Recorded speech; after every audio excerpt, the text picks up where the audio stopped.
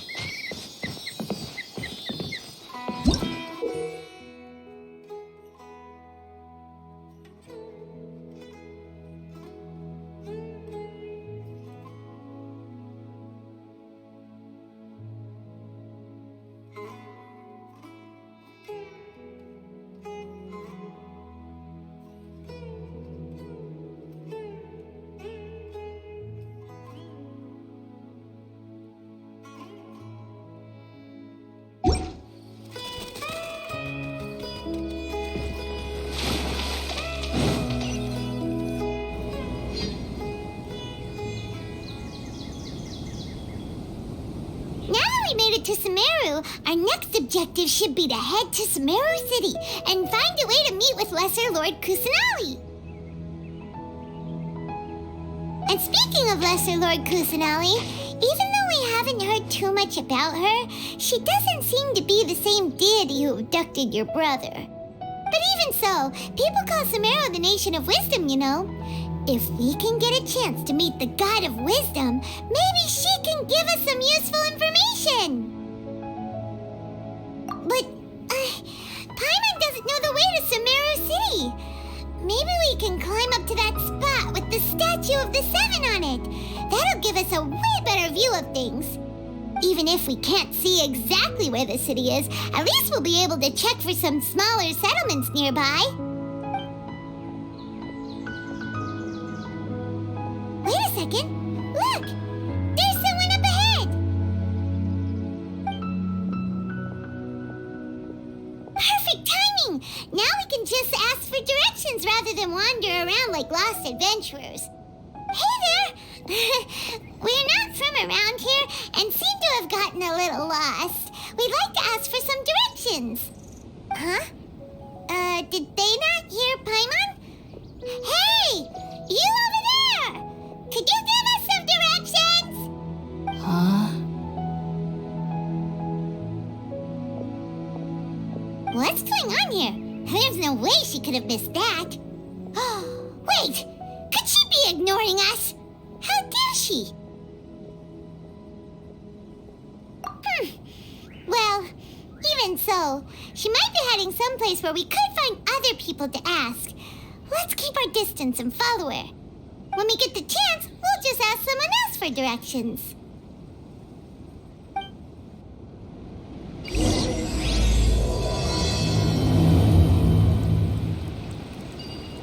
Come on, let's follow her. Just keep quiet. Make sure she doesn't notice us.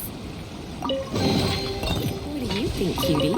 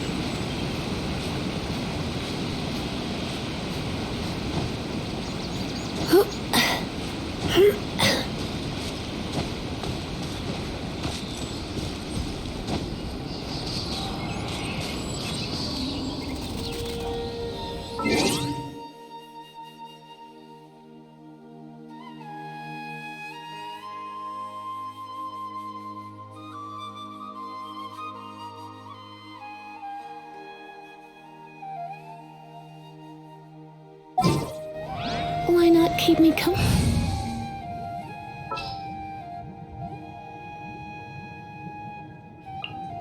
Just what will we come across this time?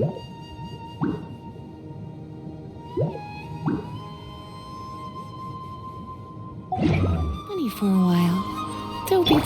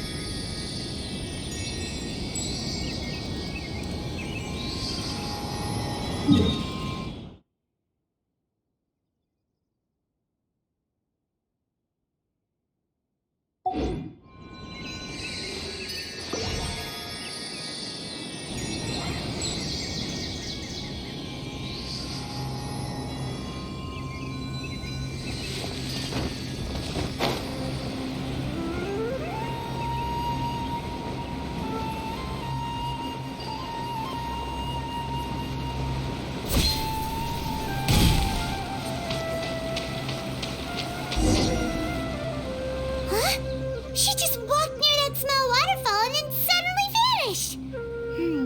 Let's go take a closer look.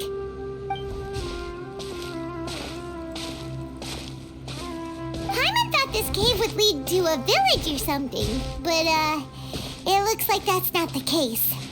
Look, she's sitting over there. Wait, she couldn't possibly be living here, could she? What should we do now? Do we try asking her for directions again? Alright then. It's not like we have anyone else we can ask. Even if she's not very friendly, we just need her to point us in the right direction. That's all. Oh. What a lovely smell. It's coming from that sensor over there. This is definitely not your typical place to call home, but at least it smells nice. Maybe living here wouldn't be too bad after all.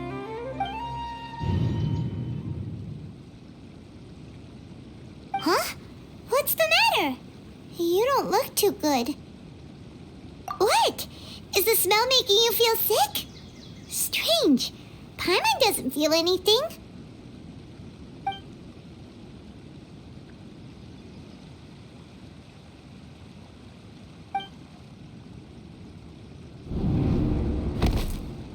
What's happening?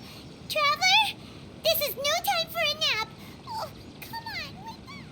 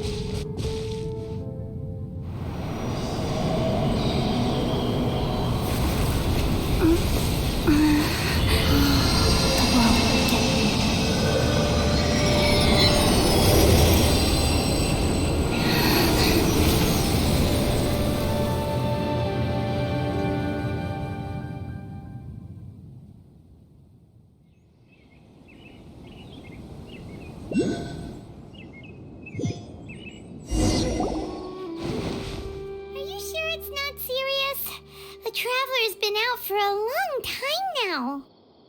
Yes, you can relax. Believe me, Master is extremely knowledgeable.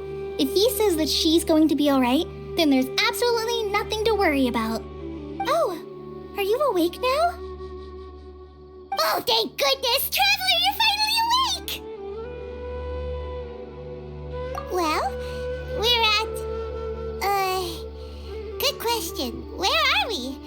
Paimon was in such a panic when you passed out that she even forgot to ask what place this is. This is Gandharvaville. It was originally built by scholars from Sumeru as a place to rest in the rainforest. Now it's mainly used by the forest rangers as a base of operations. My name is Kale. I'm a trainee forest ranger. My master and I found you passed out during our patrol, so we brought you here. Oh, no thanks are necessary. I didn't do anything really. By the way, How are you feeling now? Any discomfort? Oh, that's Master's herbal medicine you're tasting. He gave you some while you were unconscious.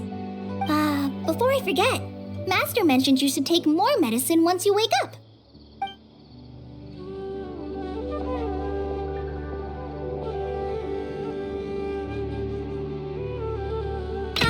Whoops! Kale, what's the matter? Were you trying to retrieve the medicine? As I've already told you, you must be careful with these. All right, I'll get it for you once I'm finished here. Sorry, Master. Now, the guide to Avidya Forest's edible fungi is clearly posted on our bulletin board. But if Farbode forgets which mushrooms to avoid one more time, I'll have no choice but to leave the guide somewhere a little more visible. Like right smack on his forehead so others can remind him to be careful. Right? This is the second time he's come down with food poisoning this month. I'll be sure to give him a good talking to. Yes, please do. If, on the off chance, Farbode simply enjoys having little imaginary fairies dance before his eyes, then we'll just let him be. But the next time he requires any of our medicine, be sure to charge him accordingly.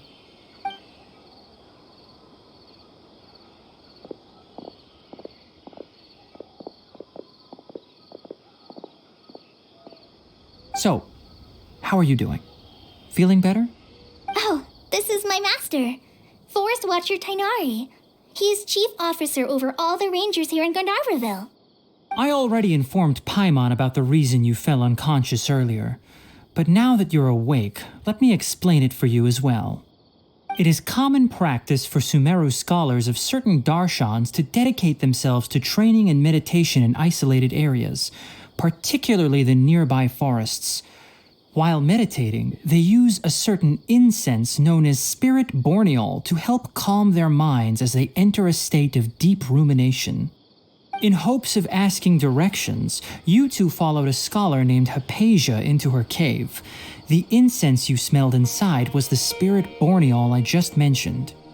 That incense typically has no effect on most people, but for a very select few, it can have profound effects on one's cognition, as you experienced firsthand. Does that make sense? Very good. Now, answer me this. Did you feel anything after passing out? Say, any out-of-body experiences? Or did you see anything while unconscious?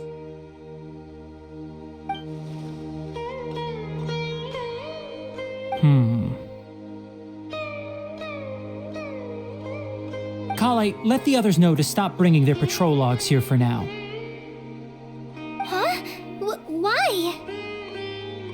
Because these two will be staying here for the next few days. They can have my room and I'll bunk with Amir. Now get a move on and be sure to do as I've said. Yes, Master Tainari.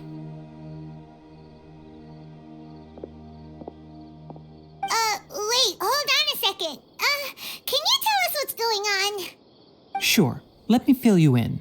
I originally planned to send you on your way once you finished your medicine. However, it appears now that you should stay a while longer in Gandharvaville for further observation while you recuperate. Further observation? No need to be hasty. As long as you have the capacity to judge between right and wrong, I promise that you'll understand the gravity of the situation once I explain everything to you.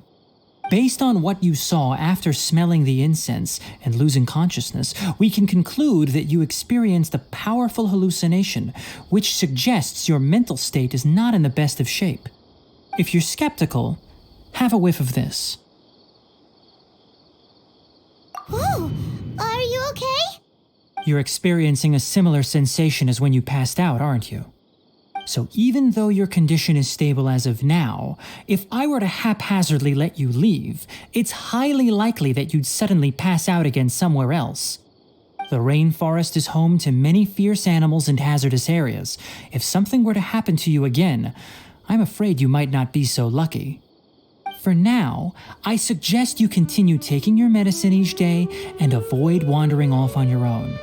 At least until you stop having adverse reactions to this kind of smell, okay? Good. Now continue resting while I fire up another bowl of medicine for you. Seriously? We just arrived in Sumeru and we're already having problems left and right. Paimon knows we're set on meeting Lesser Lord Kusanali as soon as possible, but you really don't look too good. It'd probably be best to let you recover first. Hey! Are you even listening to Paimon? Paimon's over here worrying about you, you know. What's weird? You mean how you're feeling now?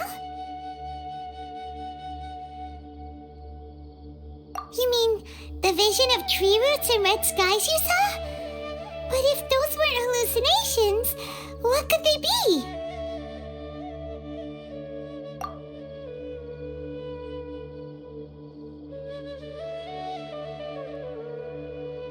Well, considering how unique you are, Paimon trusts your judgment here. But why didn't you say anything about it to Tainari? If he misjudged your condition, then there's a chance you could get worse, right? Huh? You mean that Tainari already knows that what you saw weren't hallucinations? But if that's the case, why would he try to hide that from us? Oh, Paimon gets it now. That explains why you were so quiet earlier. Well, that settles it then. We'll stay here to rest up and figure out what's going on with your hallucinations. But it seems like asking Tainari might not be an option anymore. What do you think we should do? Good idea. Kale's pretty friendly. We can ask her tomorrow about what she knows regarding the Dendro Archon and customs in Sumeru.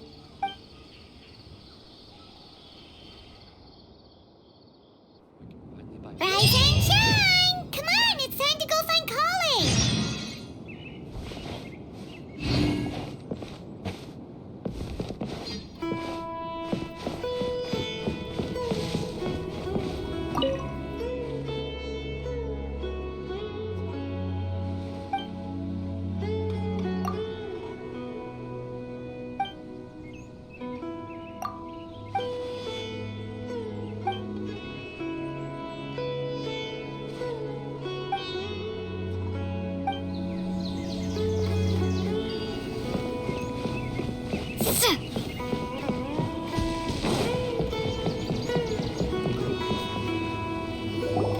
All right, next let's see. Right hand.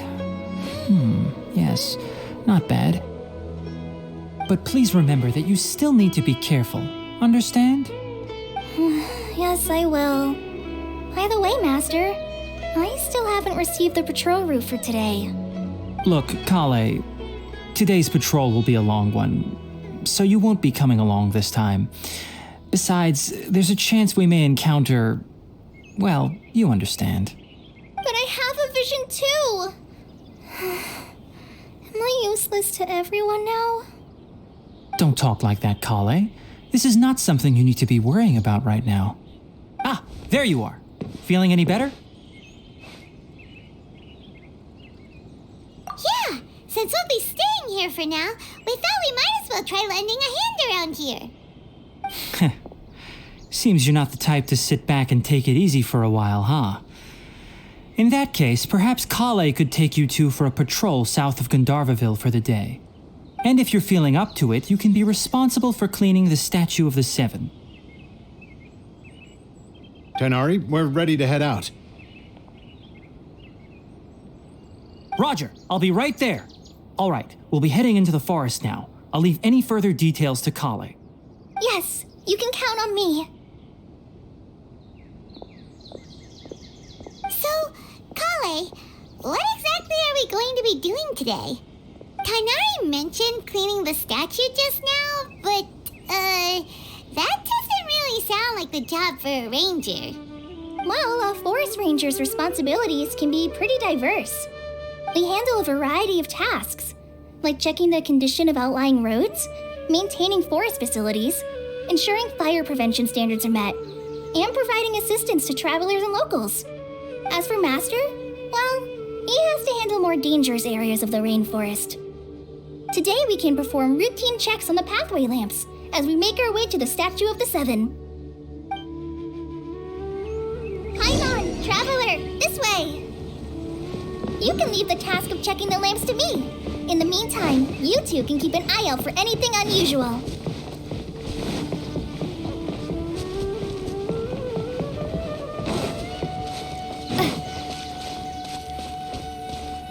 Nothing wrong with these two lamps. Let's move to the next ones.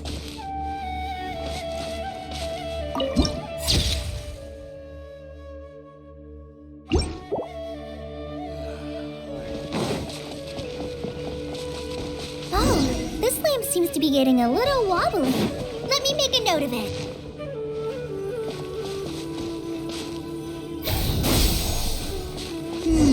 No problems with this lamp. Good.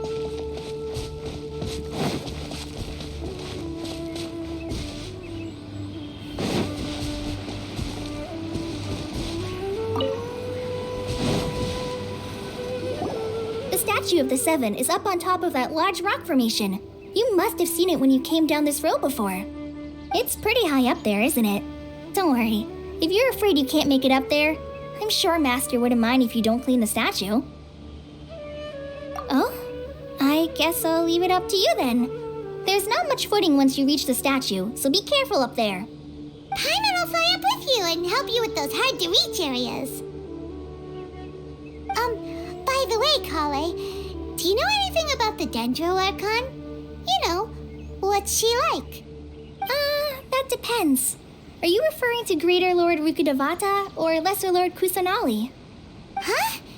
Greater Lord Rukkhadevata? Oh, is that the name of the former Dendro Archon? Uh-huh. Greater Lord Rukkhadevata was Sumeru's first Dendro Archon. She created the rainforest as well as the wall of Samiel around the desert. Her works provided a means of peaceful living for everyone. To the people of Sumeru, she's not only a symbol of wisdom, but also of power and kindness.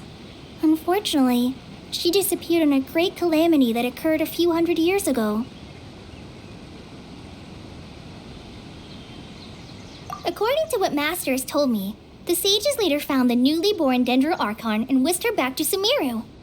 To celebrate the reinstatement of their lost deity, the sages dubbed her Lesser Lord Kusanali and let her reside in the sanctuary of Siristana. Uh-huh. Then what happened? Well, and then... I'm not too sure what happened, to be honest. Huh? You're not too sure? But aren't you from Sumeru? Yeah, I'm from Sumeru. But... Maybe it's difficult to discuss this topic with strangers. If that's the case, then don't worry, we understand. No, it's not that. I'm not trying to hide something from you. Besides, I don't consider you two strangers. Anyway, you two know Amber, right? Wait, Amber? You mean...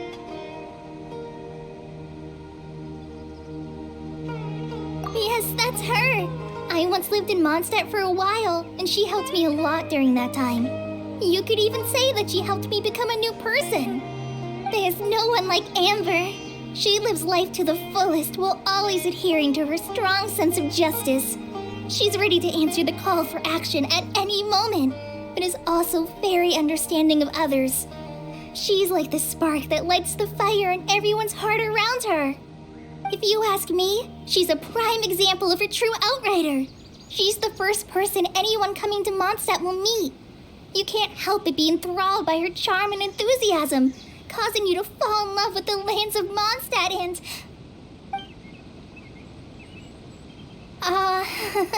sorry. Paimon thought the work of Outriders was a little different from what you just described, but one thing's for sure, you really like Amber. Sorry. I was rambling on just now. It must have sounded kind of weird. It's all right, Kale. Knowing that you're a friend of Amber somehow makes Paimon suddenly feel a lot closer to you. So, how do you know that we've met Amber? Well, after I returned to Sumeru, Amber and I have stayed in touch by writing each other letters. In one letter, she mentioned that Mondstadt was attacked by a fearsome dragon, but the city was saved by a mysterious blonde traveler and their floating companion. I knew you two were the ones she mentioned in the letter the moment I saw you. But, considering everything you've been through that day, I thought it'd be inappropriate to bring it up. Ah, so that's how you knew. Yep, so please know that you two have my complete trust, really. I wish I could tell you more about the Sumeru Archon, but I have been away from Sumeru for some time, and I haven't read any books. Sorry. That's alright. You've already helped us a lot. We had never even heard of Greater Lord Rukkhadevata or the Sanctuary of Surasthana until you mentioned them. Oh, I'm happy that was helpful. There is one thing I want to ask, though. Why do you two want to know about the Sumeru Archon?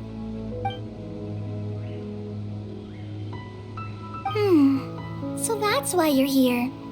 Thank you for telling me your story. Don't mention it. We are friends after all, right? Alright, we have a statue to clean. You both have my thanks. While you two are up there cleaning, I'll go ahead and inspect the forest canopy. Let's meet back here shortly.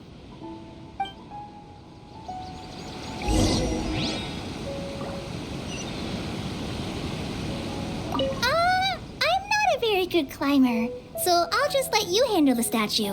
I'll go check the facilities up ahead. By the way, once we're done with our work here, would you like to chat some more?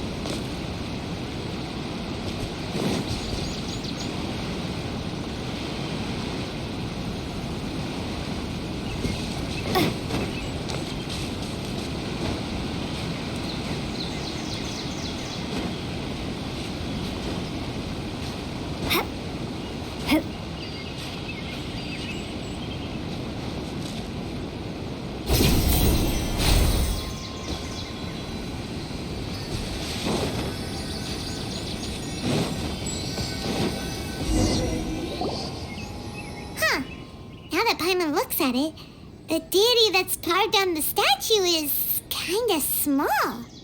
Do you think she's supposed to be Greater Lord Rukkhadevata or Lesser Lord Kusanali? The name does seem to fit the statue somehow. Well, anyway, we'll have to figure that out later. Let's get started on cleaning the statue. Paimon will fly up and take care of the top, and you clean everything below.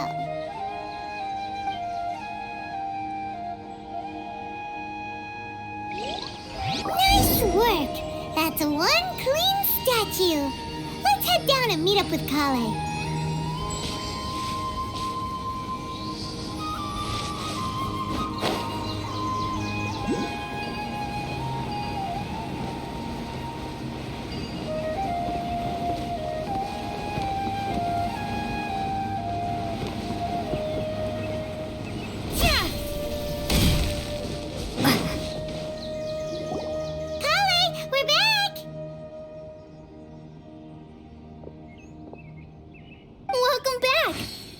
Tired after all that climbing.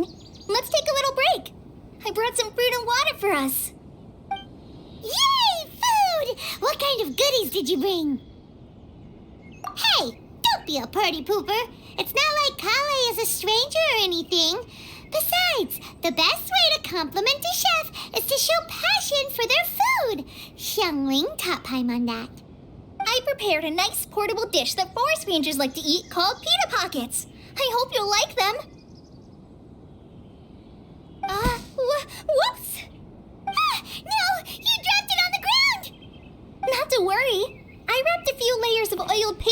eats pita. They should be fine. Oh, whew. Paimon nearly had a heart attack there.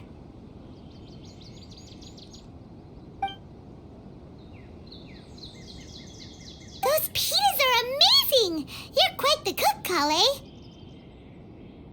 Thank goodness you wrapped them in paper. Paimon wouldn't have been able to sleep at night knowing something so tasty had been wasted.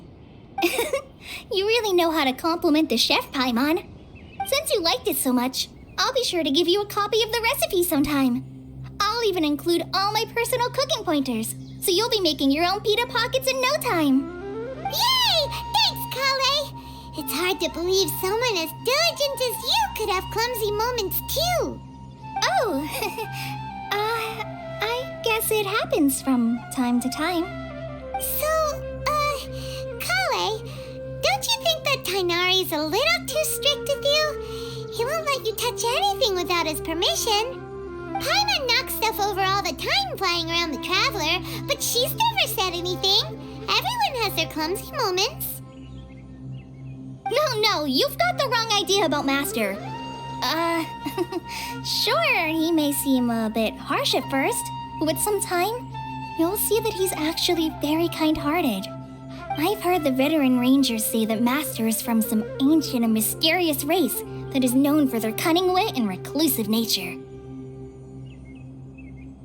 Oh, by the way, you've heard of the Academia, right? Well, there's a group called,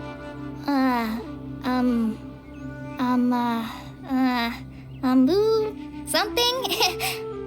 Well, anyway, because Master does a lot of research on plants, sages from the Academia have written him many times, inviting him to take up an official position there. But Master declines their offers every time, saying, Sumeru City is too noisy. It'd be bad for my ears.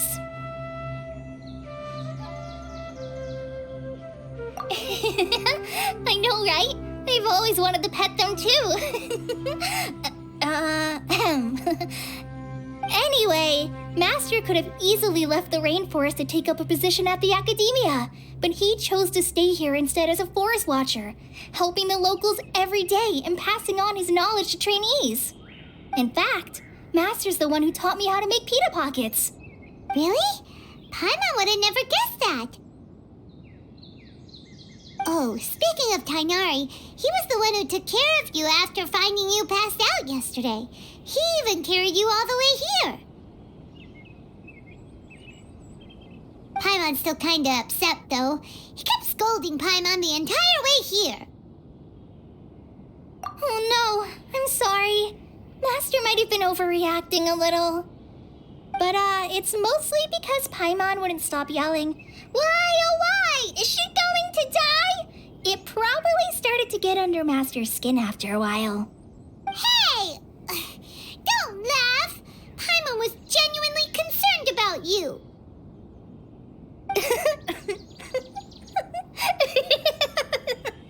Hey! Now even Kali's starting to laugh. Ugh, that's it! Paimon won't forget this! It's time for some primordial wrath! No! Don't touch me!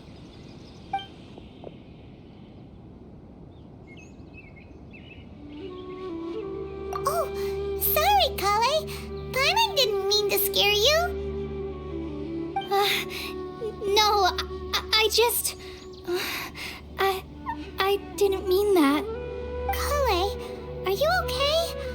What's the matter? No, I'm fine. I'm sorry. I must have startled you both reacting like that. Oh, well, it's getting late now. Let's hurry back to Gandharville. I think Master and the others should be back by now, too. Huh? What was up with Kale just now? And why is she in such a hurry all of a sudden? Look, she's practically running back. Paimon can't even see her now.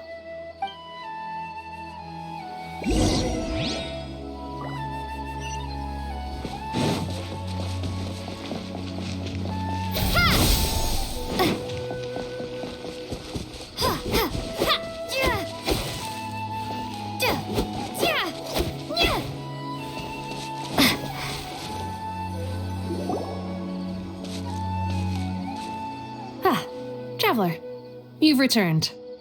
Yep, we're back. Have you seen Kale by any chance? Oh, Kale? Yes, I saw her go into her room just a moment ago. Oh, okay. Guess we'll just have to wait and talk to her tomorrow then.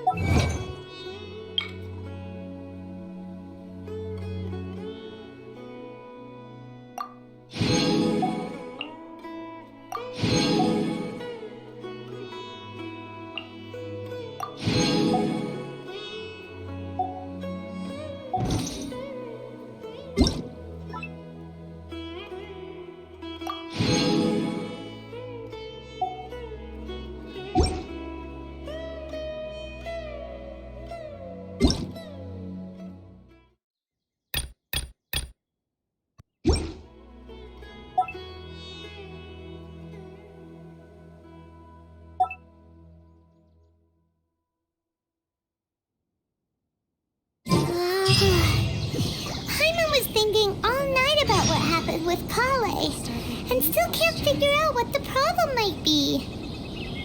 Maybe she's in a better mood now. Let's go check on her.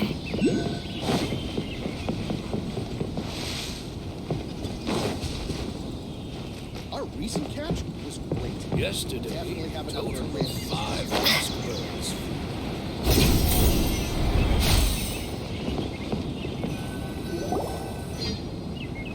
Ah, it's you two. I was just about to go look for you. Huh? Tainari? What are you doing here? Where's Kale? I came to check on Kale's condition. To put it simply, she's not well. You mean she's sick? How could she be... Oh, wait a minute. Could it be because of what Paimon did yesterday? No need to worry. Something as small as you could never harm her. This sickness is something that Kale has been dealing with for some time. Kale has been more excited than usual since you two arrived. A little too much so, to be honest. She hasn't remembered to take care of herself. I suppose it's understandable, though. She hasn't been around anyone she considered a friend for some time now. It must have been refreshing for her to have you two here. So, Tainari, what's really wrong with Kale? Let's take this conversation elsewhere. Kale just fell asleep after taking her medicine. She needs some peace and quiet.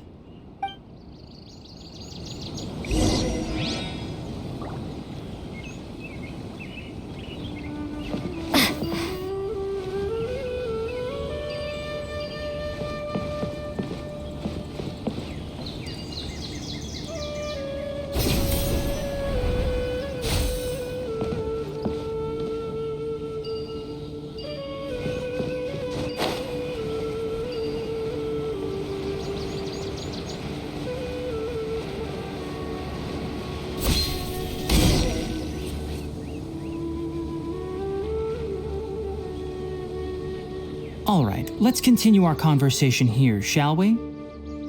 To be honest, I hadn't realized that you're that honorary knight from Mondstadt until Kale told me just now. I've also heard all about your deeds in Liyue and Inazuma.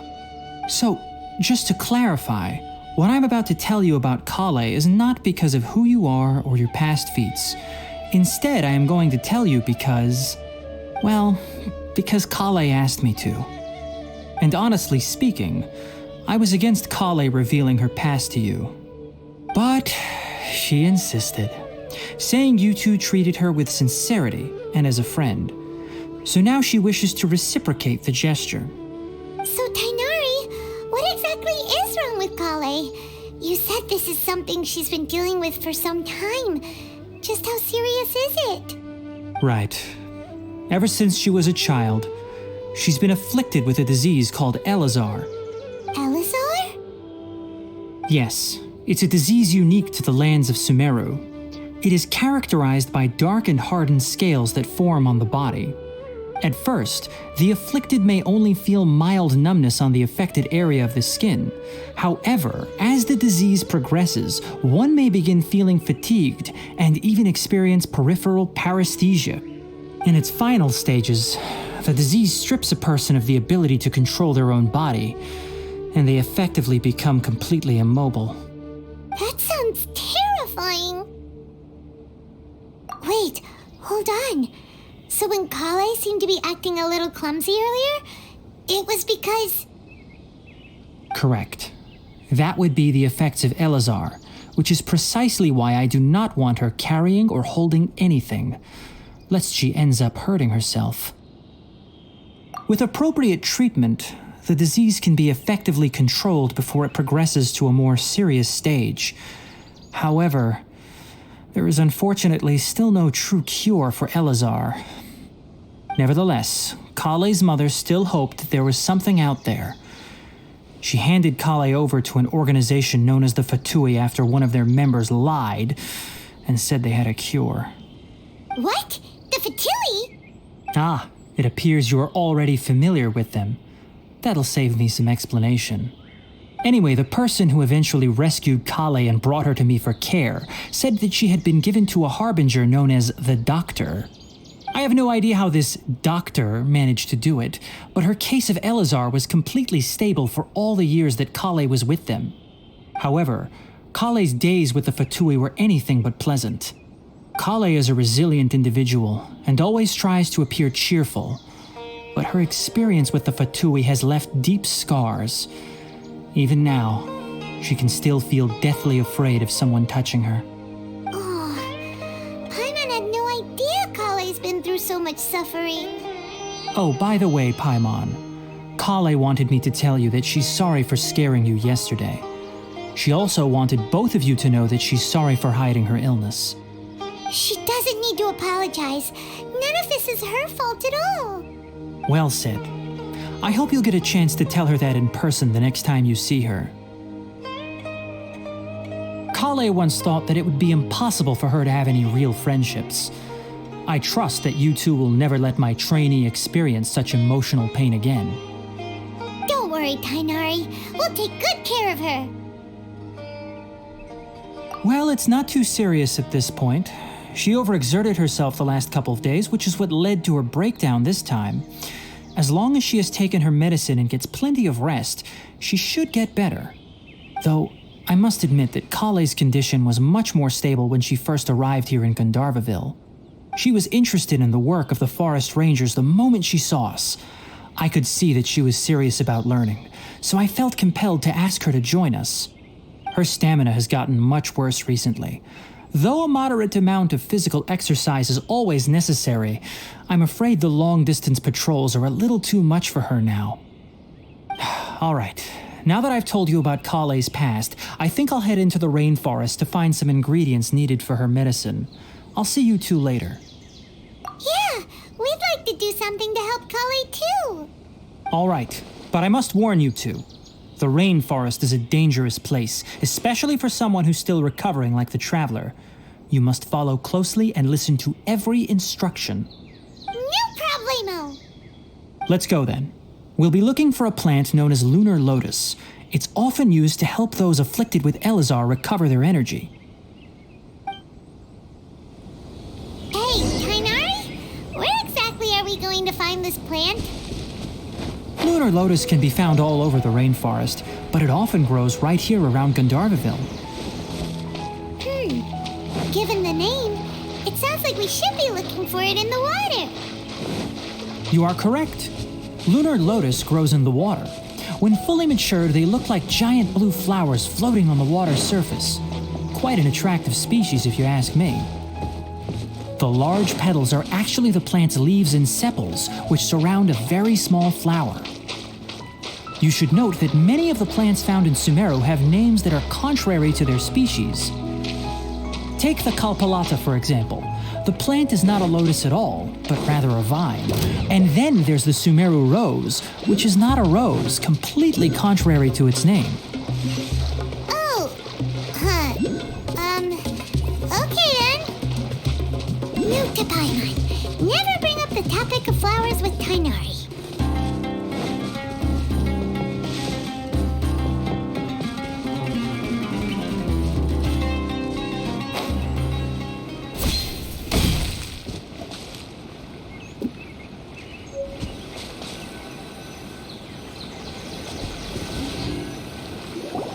There should be lunar lotuses growing somewhere in this area. Let's split up and begin searching. If you could manage to gather 4 of them, that would be sufficient. We'll rendezvous here once you've gathered the needed amount.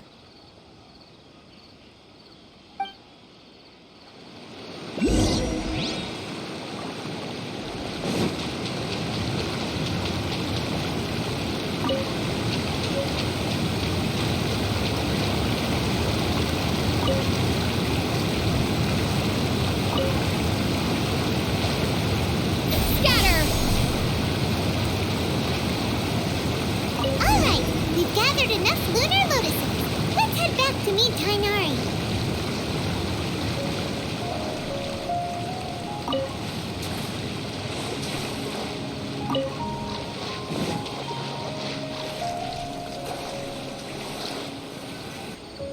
Hey Tainari, we found the lotuses you requested. Let me take a look. Good, very good. These are all excellent quality. I'm quite glad you two came along. Your exploration experience helped save me a lot of time here. It seems we even have enough time to stock up on some other things I need. Hey, Tainari!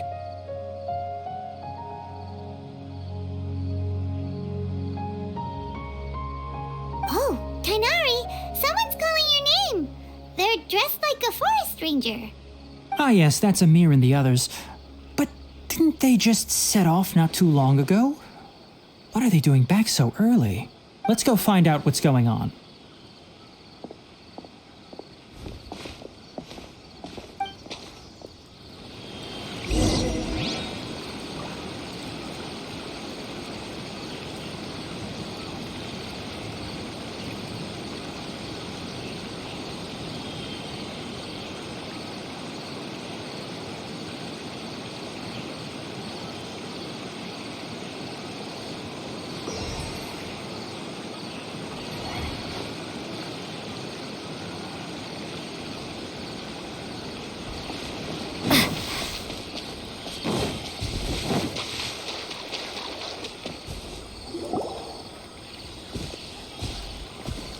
Tainari, thank goodness we found you here. We were just about to head back and find you at Gandharvaville. What's going on? We just discovered a withering zone.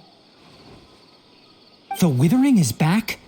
But the patrol route you were on should have been already clear just a week ago. It reappeared so quickly.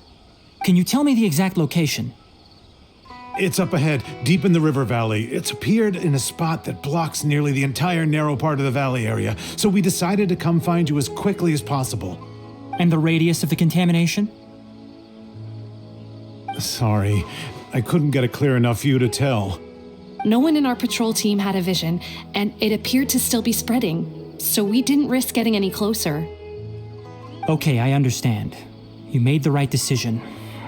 I'll go deal with it right away. In the meantime, please guide these two back to Gandharvaville. Wait, Tainari, why don't you let us help you? You two have only just arrived in Sumeru. You're still unfamiliar with many things in these lands. There's a unique type of anomaly that occurs in the Sumeru rainforest. It's called the withering. The affected areas not only cause nearby vegetation to wither, but it's also lethal to wildlife and even people. If you don't carry a vision, then you should think twice before approaching such places. Yes, Amir is absolutely right. I wasn't kidding when I said the rainforest is a dangerous place. As Amir said, only someone with a vision, that is, the power to manipulate elements, will be able to resist the withering's corrosive effects for a time. That's right. If any of the forest rangers without a vision come across a withering zone, we first make a record of the location and then have a ranger with the proper abilities deal with it, like Tainari here. Only someone with a vision can venture within a withering zone and find a way to deal with it. But you don't seem to carry a vision. Don't worry, she may not have a vision, but she's a real pro at using the power of the elements. It seems the rumors about you are true. In that case, all right, you two may accompany me. We typically only teach visitors how to identify the withering as they're about to leave Gandharvaville. We'll make an exception today and show you what it looks like up close.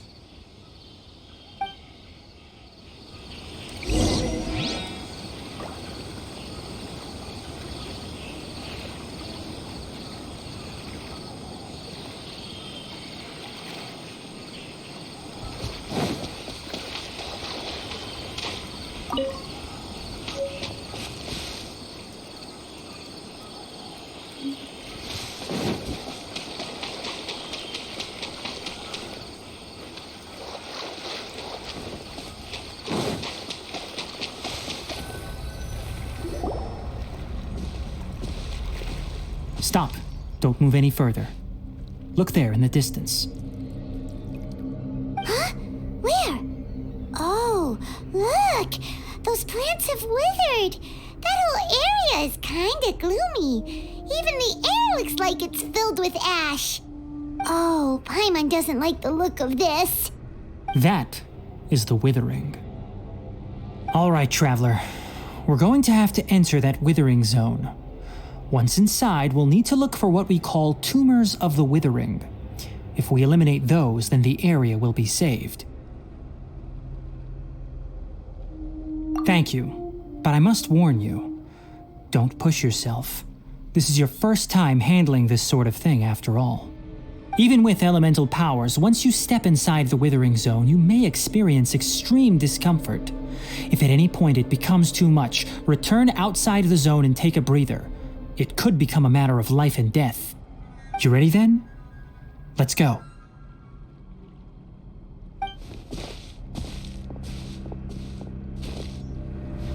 First, we must locate any branches sustaining the withering zone.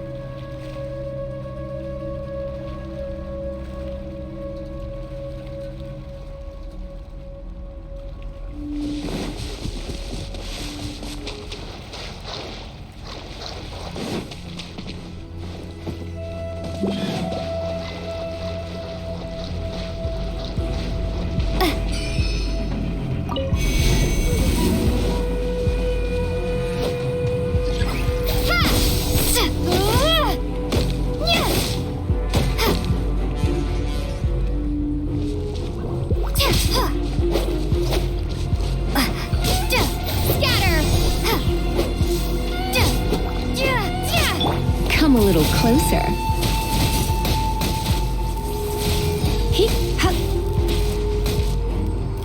Let's spark things up a little. Burst forth.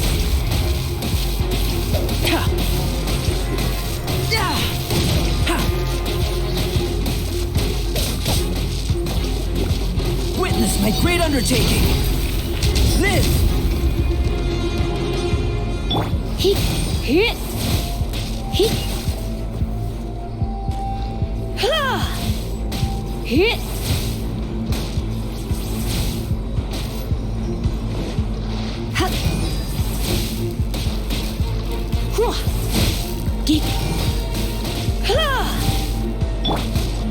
Burst forth.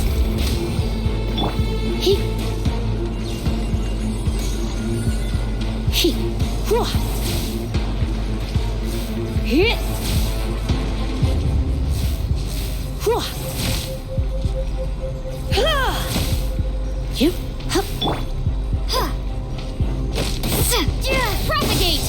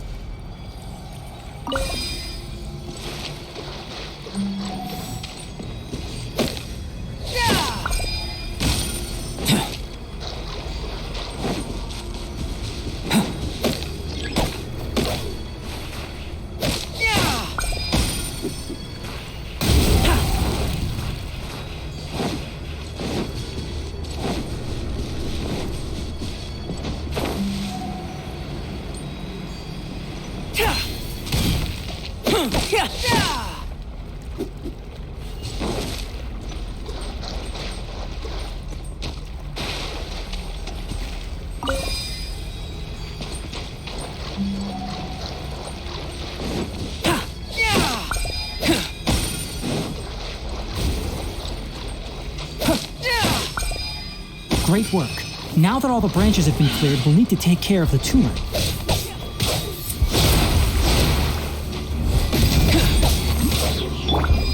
Propagate!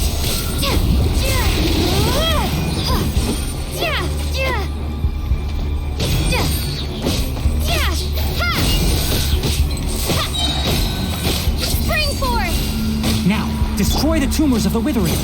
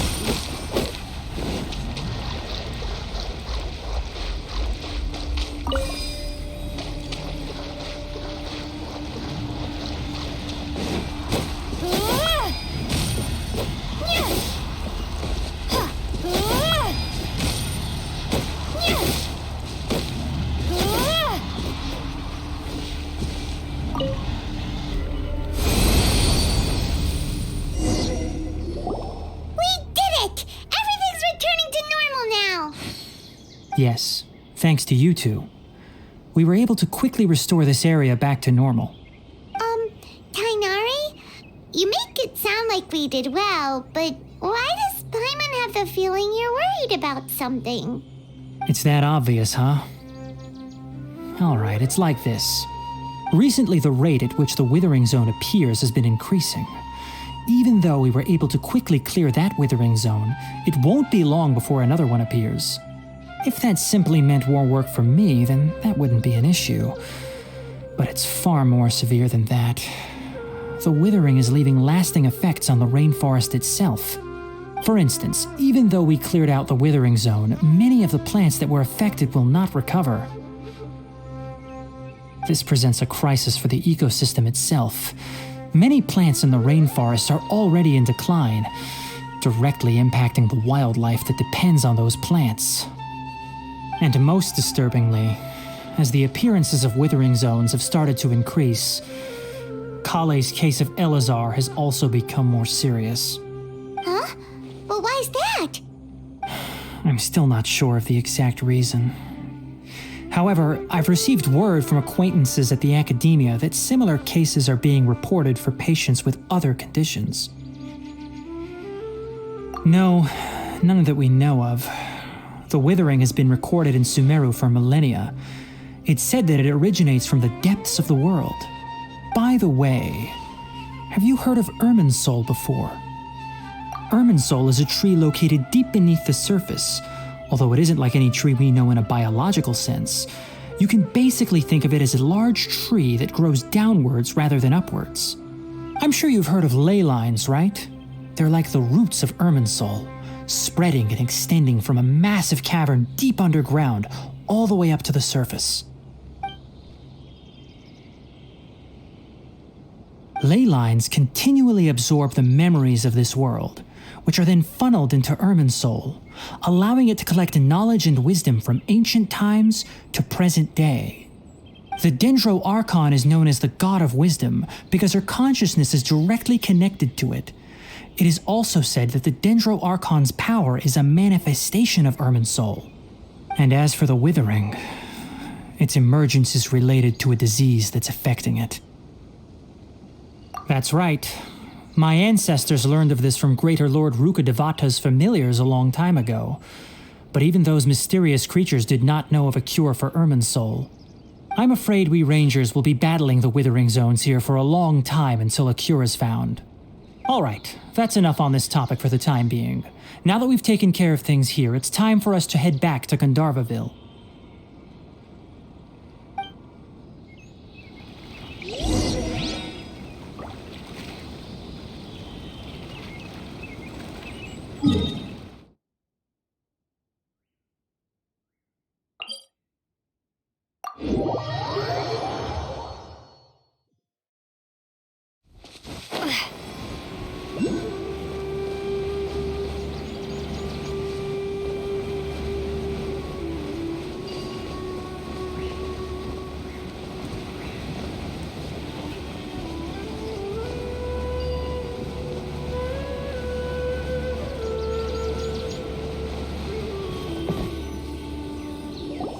Oh, Tainari, you all made it back. How did it go? The Withering Zone you reported has been taken care of. No need to worry. Huh. Wait, is that? Oh no, Hypatia!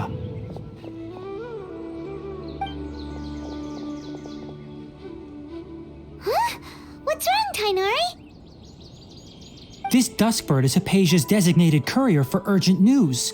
You do remember her, don't you? She's the scholar you and Paimon were following when you first arrived in Sumeru. Oh, her? How could we forget? So did something happen? Let me see what's written in the letter first. Oh. So what's it say? And what's with that weird expression on your face? Just let Paimon read it. Huh? All Paimon sees are 3 squiggly lines. Yes, allow me to explain. After we brought you from Hypatia's cave to Gandharvaville, Hypatia resumed her meditation. She must have just finished. It's been nearly 3 days since she's had anything to eat, and it appears she's forgotten to prepare some rations. This letter is her asking us for help. We need to go. What? You mean she's been sitting there for 3 days? Hey, wait, how did you know all that from just a few lines on the paper? Well, obviously because this has happened before. Last time she drew 5 lines, and by the time we found her... well, I'd prefer not to remember that. Needless to say, Hypatia's been through worse, but we should still get to her as quickly as possible. I've got some emergency rations set aside for times like these. Paimon, Traveler, could you two bring these to her? Wait, you want us to bring her the rations?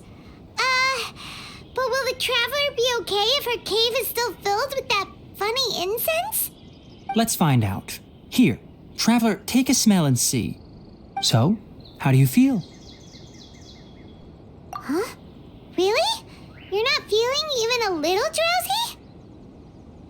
But wait, how'd you know that she'd be okay this time, Tainari? Back when we were clearing the Withering Zone, I observed that she could adeptly manipulate the Dendro element. I knew then that she would be fine. And if I may ask, when I was telling you two about Irminsul's ley lines, was what I described similar at all to what you saw while you were unconscious?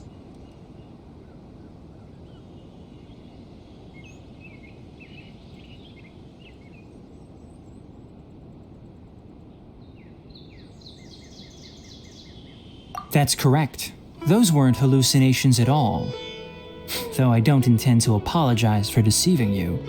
Because what you saw is of significant importance. Not just for the nation of Sumeru, but the entire world of Tevat. My forefathers were shown much favor by Greater Lord Rukkhadevata. We took an oath to protect this nation together with her. Now that that duty has fallen to me, it was part of my responsibilities to ascertain whether you could be entrusted with the fate of Sumeru. Now, after seeing you in action with my own eyes, you have earned my confidence, and I no longer feel the need to hide any secrets from you. When you passed out, your consciousness had connected directly with Irminsul. What you witnessed were actually real memories contained within Irminsul itself. I could try to tell you more, but it would be better if you went to ask Hypatia instead. Her focus on meditation and use of Spirit Borneol are aimed at establishing a connection with Irminsul, just as you did. That sounds nice and all, but will she really help us? Seriously, she completely ignored us the last time we tried talking to her. That was because when you ran into her, she was in a special phase of her training. During that time, she must avoid communicating with others. Please, wait here for a moment.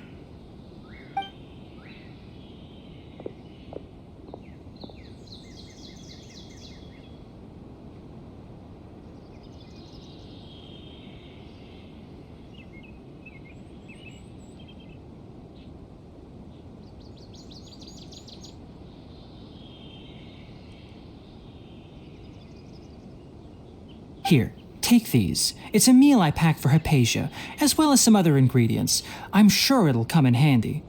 Also, here's a letter that I would like you to give to her. Just show it to her and she'll answer any questions you may have. No, I should be the one thanking you. You've both been a great help these last few days. Hypatia should still be in the cave. Let's go inside and see how she's doing. Our recent catch was great. Definitely have enough for a grand feast this time.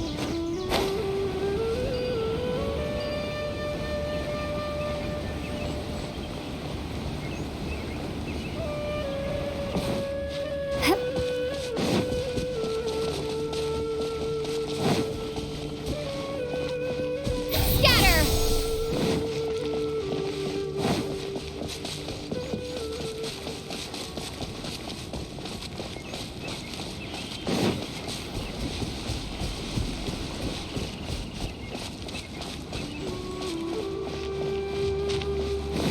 Hypatia should still be in the cave.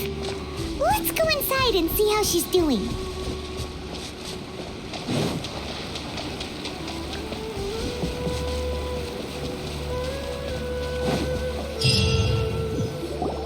Hello? Hypatia? Hey, there's nobody here. Maybe she went out to look for some food. Let's try looking around the area.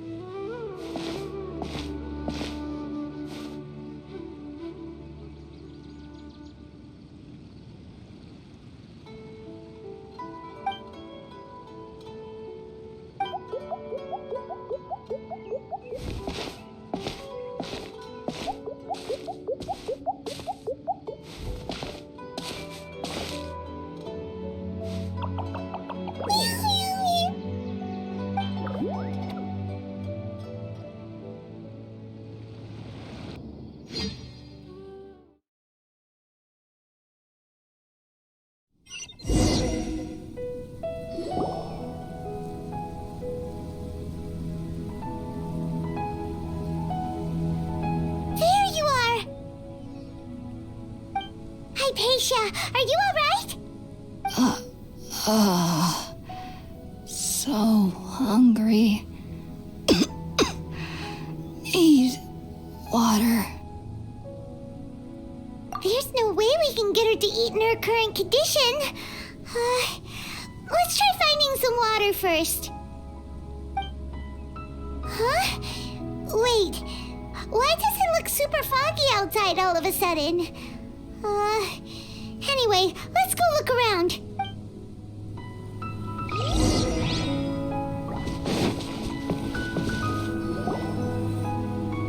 Huh? How'd things out here end up looking like this? What happened? And where are we? Really? Oh, maybe you're right. Let's go investigate the area.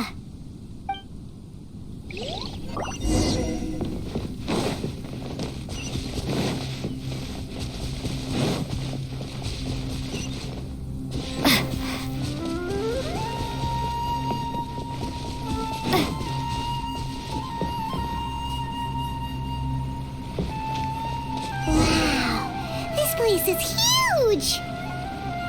Paimon knew there's something off about that cave. Let's think of a way to get over there and have a closer look. Who knows? Maybe we'll find a lead of some kind.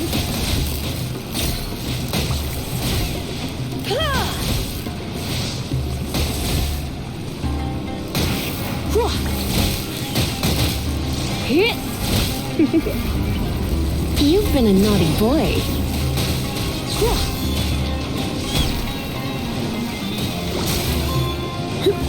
Hey, don't be such a brute. Allow me.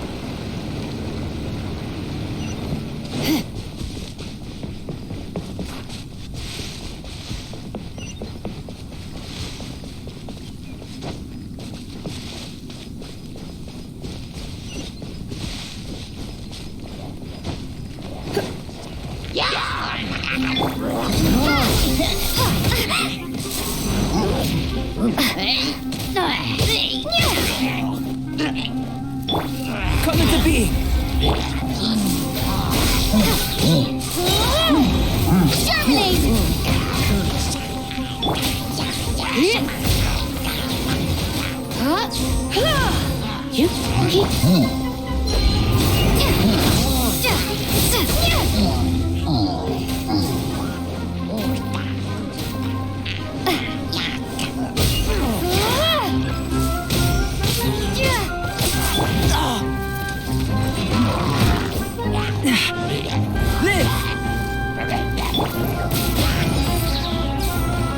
Surrender an allegiance. Propagate!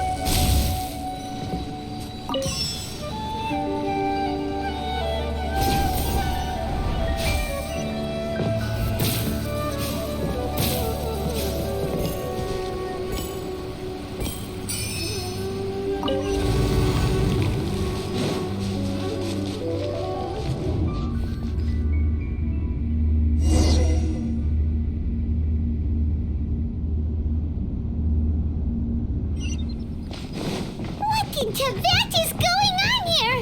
This place is getting weirder by the minute. Hey, what's the matter? You don't look so good.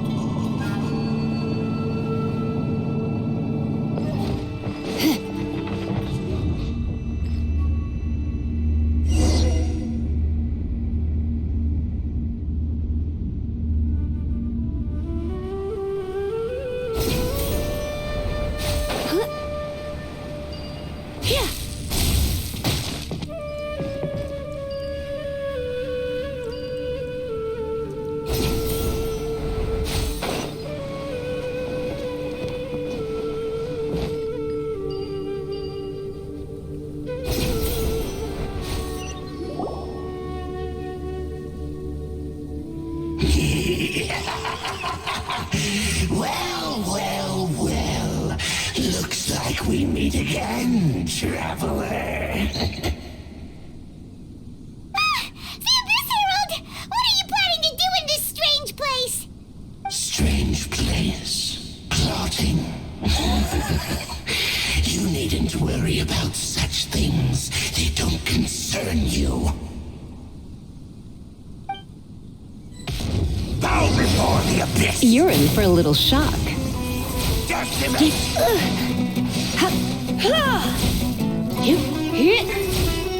Abyssal roar.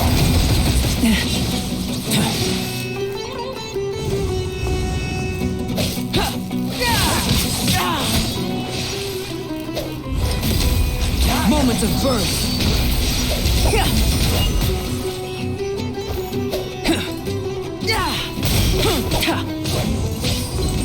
Hold the line! Billowing surge! Yeah!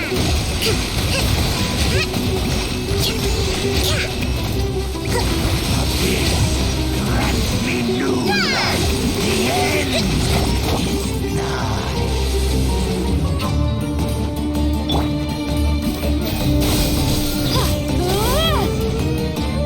Surging tide. The end will Huh? Why can't we beat this guy?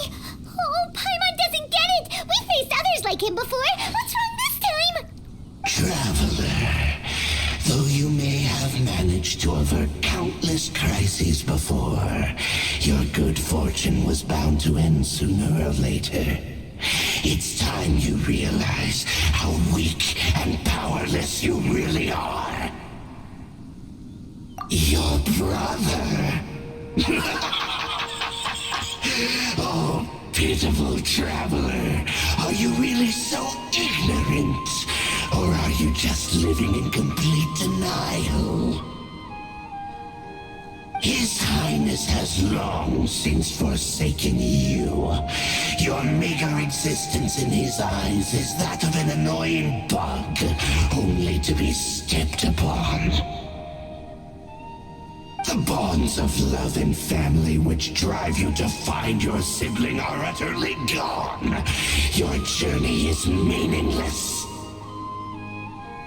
But don't you fret now. Today will be your last. Now die!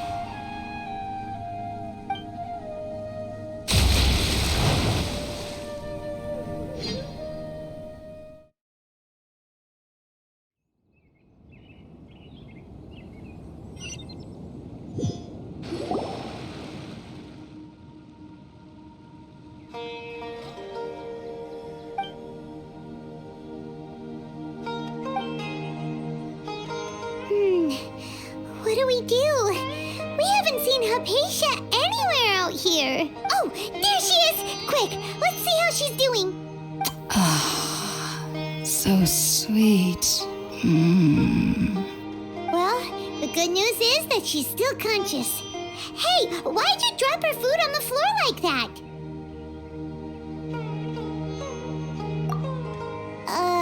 Are you okay? That's really not like you. Anyways, we can talk about this later. We better make sure she's alright first.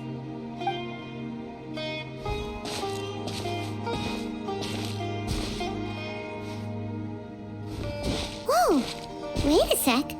Look at all this fruit lying around her. We can put that to good use.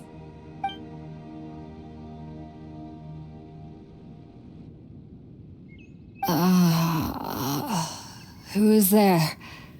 Tainari, is that you? Huh?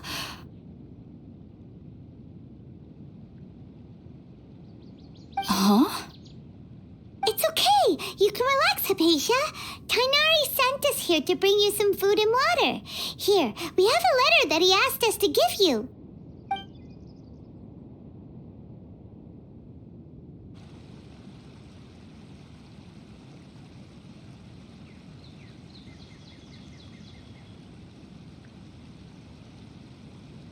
I see.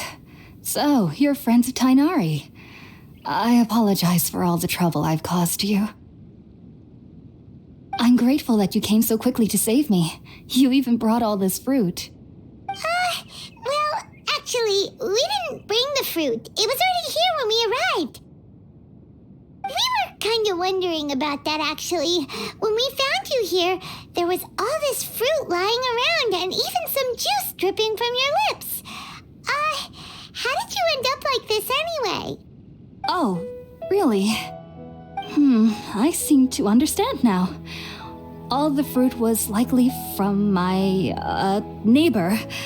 Must have come by and saw me like this. Your neighbor? You mean there's someone else living nearby?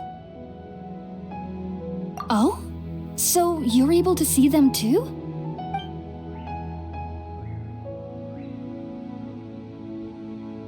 Wait, hold on a second, Traveler.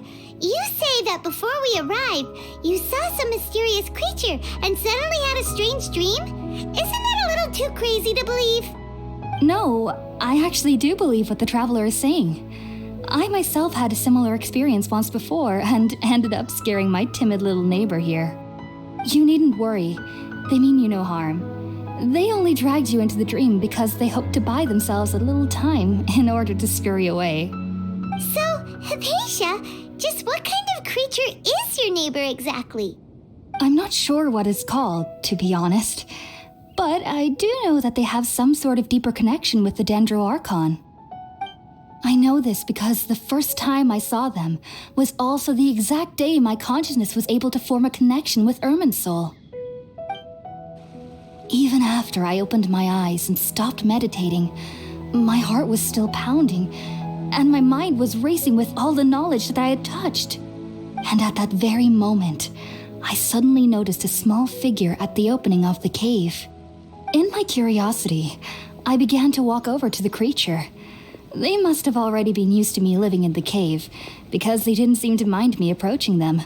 They just kept doing whatever they were up to. It wasn't until I crouched down next to them that they suddenly realized that I could see them. Oh, and then? And then I had a dream. By the time I came to, they were nowhere to be seen. I was convinced they'd never show up again. But sure enough, I saw them nearby a few days later. And they weren't alone. I feel like they aren't as afraid of me as the first time I approached them. But I never would have expected them to save me. Yes, no doubt about that. By the way, Tainari mentioned in his letter that you had questions for me regarding Irminsul.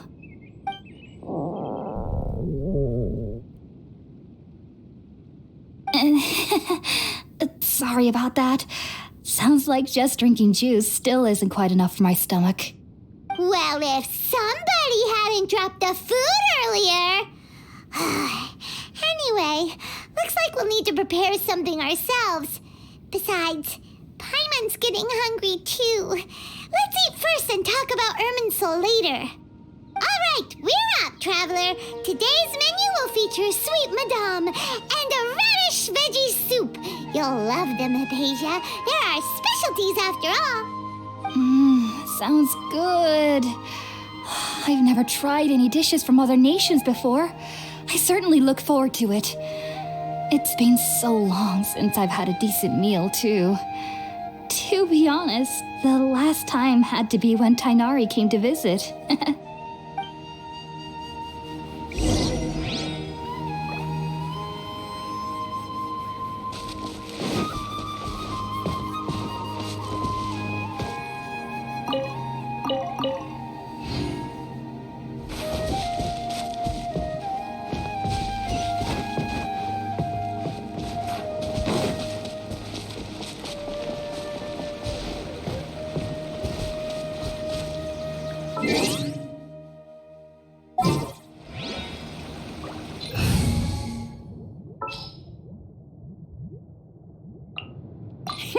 Let's go out and play!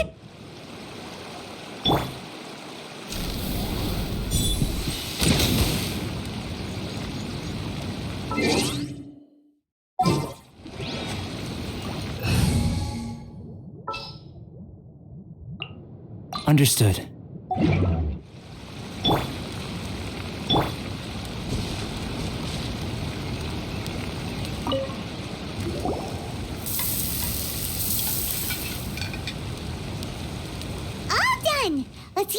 empty box that Tainari gave us since we already washed it. Oh, it smells amazing. And the box is a nice touch, too. Let's go serve this up and start eating with Hypatia.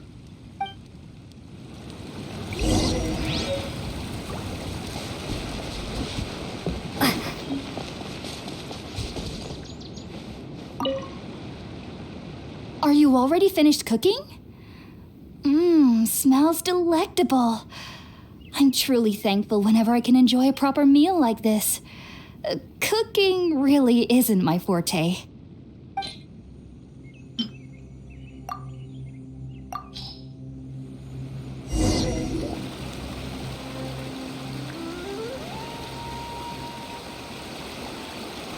Even though everything you mentioned was in Tainari's letter, it's still hard to believe you were able to connect with Irminsul immediately after smelling Spirit-born eel for the first time.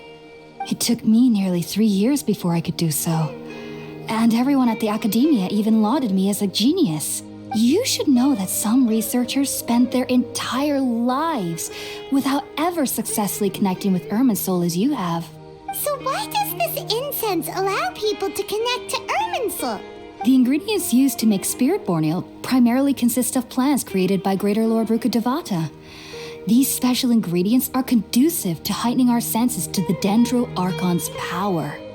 Since the root of the Dendro Archon's power lies within Irminsul, we can occasionally tap into her powers to peer into the depths of the earth. That's all right. I'm sure you'll come to a clearer understanding as you remain in Sumeru. Makes sense. But Paimon's got a question. Why was she sensitive to the smell of those plants for such a long time? That was primarily due to her body's unique constitution. Stimulated by the incense, she could perceive the Dendro Archon's power and experience the sensory overload, hence the adverse reactions. Taking in any scent similar to the ingredients of Spirit-born eel would cause adverse effects. Not to worry, though. It appears you've already fully recovered. Technically, your body should still be sensitive to the powers of the Dendro Archon, but unless you're using intentional meditation techniques, the scent of Spirit-born eel should no longer trigger such reactions. Whew. Well, that's a relief. I must admit, I am quite envious of your abilities. Even if it meant suffering from pounding headaches for the rest of my life, I'd consider it worthwhile so long as I could connect with Irminsul at will. Whoa, you're really serious about this whole thing, aren't you? I am a researcher after all. As a member of the Ritaoist Darshan at the Academia, my main area of research is the stars and their connection to the fate of living beings. But there is still so much we don't know, especially regarding the mysteries that lie in the starry skies, which is why I must turn to the all-knowing Irminsul for answers. If only my perception wasn't so limited. Unfortunately, I cannot guarantee that my every attempt to attune with Irminsul will be successful, or that doing so will leave my consciousness intact. I am currently in the stage of training known as Satyavada life. Many researchers in Sumeru have lost their minds while seeking to attune with Irminsul during this stage. Sages have said that Irminsul contains divine knowledge, and touching such knowledge without the proper preparations and abilities will only lead to one's mind caving in on itself. That's why we meditate alone. We need to ensure that our minds will be calm while minimizing the possibility of involving anyone else. Whoa, so knowledge from Irminsul can be super dangerous. Aren't you afraid of the risk, Hypatia? Of course I do, especially during nights that are pitch black with no moonlight, and dead silent without even the sound of insects. However, I've been feeling better as of late. I don't get as scared anymore knowing that I have a little neighbor living nearby. I believe that being able to see them is a sort of blessing from the Dendro Archon. But what's strangest of all is that they're clearly an envoy of the god of wisdom herself, and they have the curious power to make people dream. What's so strange about that? It doesn't sound so out of place for a divine being, does it? Well, it's strange because nearly nobody in Sumeru can ever dream. Huh. Is that true? Yes, well, to an extent. Only children can dream in Sumeru. Adults, however, never do. The sages say that wisdom implies rationality, but that which occurs in dreams is often neither rational nor logical. Yes, if one struggles with anxieties, those emotions could influence their dreams. The fact that the people of Sumeru do not have dreams is seen as a blessing by the sages. They believe that Greater Lord Rukkhadevata, the god of wisdom, is keeping us away from the foolish delusions you encounter in your sleep. I was born into a family of scholars in Sumeru City. Ever since I was a child, my parents would always tell me that I'll know I've grown up once I stop dreaming. I studied hard, enrolled as a student in the academia, and went on to become a researcher. Sure enough, I never dreamed again. But then, on the day I scared the little Aranara, I suddenly saw a dream again. It was incredible. Though I don't exactly remember what I saw, I clearly recall the feeling. I suddenly felt like I was a child again. Back then, I was foolish and ignorant as any youth would be, but I was free of fear. Maybe dreaming isn't as bad as we've made it out to be. Just be sure not to speak of this if you travel to Sumeru City.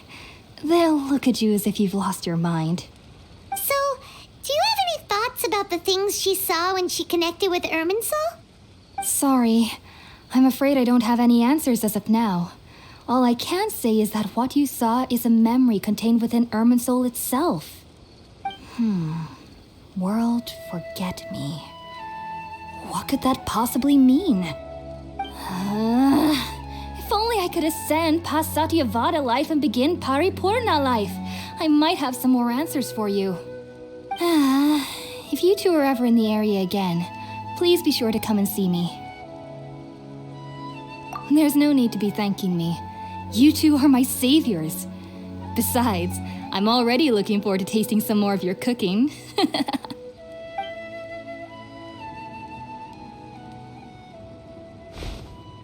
Now that we know Hypatia is alright and had the chance to ask her some questions, Paimon thinks it's about time to head back to Gandharvaville.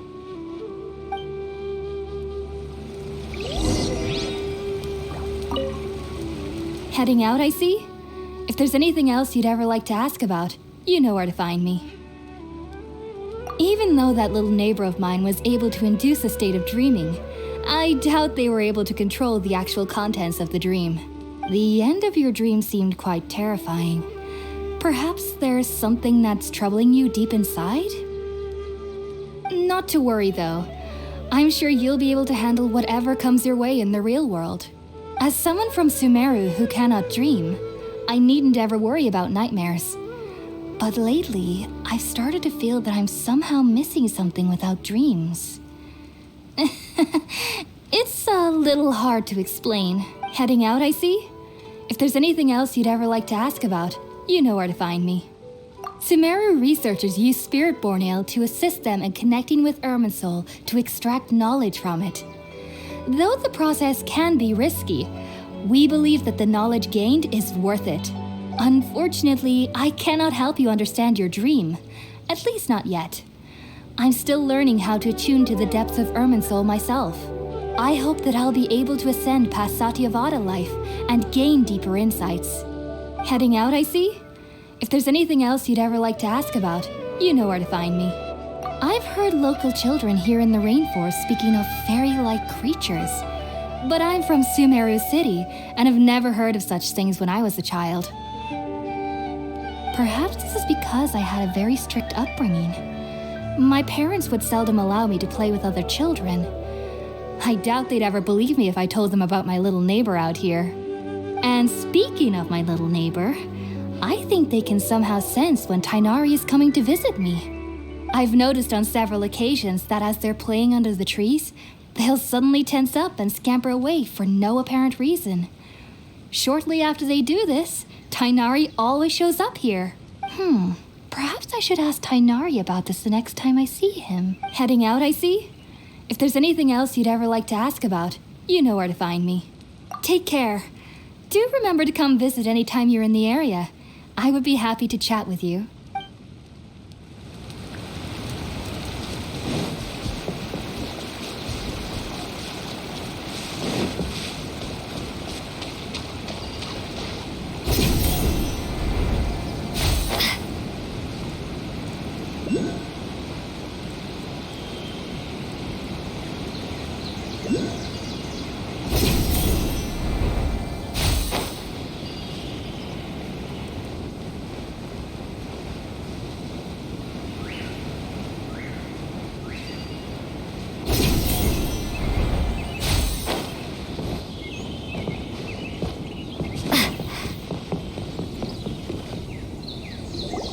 Think about it, Tainari. Refusing to join is tantamount to burying your head in the sand. I understand that you're a forest watcher and that it's your duty to combat the effects of withering zones, but isn't it evident that such work is not a lasting solution to the problem? As Sage Kage clearly stated, your presence and guidance in Sumeru City is pivotal in finding a cure for Irminsul. How could you possibly refuse? Keep your emotions in check, Ghulam. Let's at least listen to Tainari's reason for declining. We're here to invite him to the Academia, not to cause a scene. Sage Kage, I am truly honored that you came here in person, but I'm afraid I must still decline your invitation. I am merely a forest watcher. How could the great minds of the Haravatat have any need of someone like me? Well, it turns out that your refusal letter had some implications on your master's reputation. He is a renowned sage of the Immorta, after all. So now I've come here in his stead. I see. Huh. And I figured that given his temper, he would come here and berate me personally. Tainari, your master is an integral part of this effort, and now he requires your assistance. And what exactly does my master need of me, Sage Kage? You'll know once you've arrived in Sumeru City, that is. And how long will I be required to stay? There's no definite answer as of now. Do you mean to tell me that despite coming all the way here to Gandharvaville, you still can't answer the questions I laid out in the letter to my master? If that's the case, then I'm afraid I cannot give you a definite answer either. Tainari, but you... So be it. Come, Ghulam, we're leaving.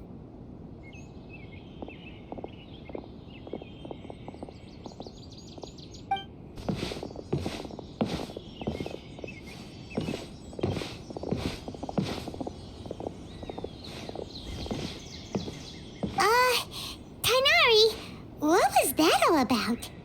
It's nothing. Some people from the Academia wanted me to go to Sumeru City to assist them with a project, but I had to refuse on account of all my responsibilities here.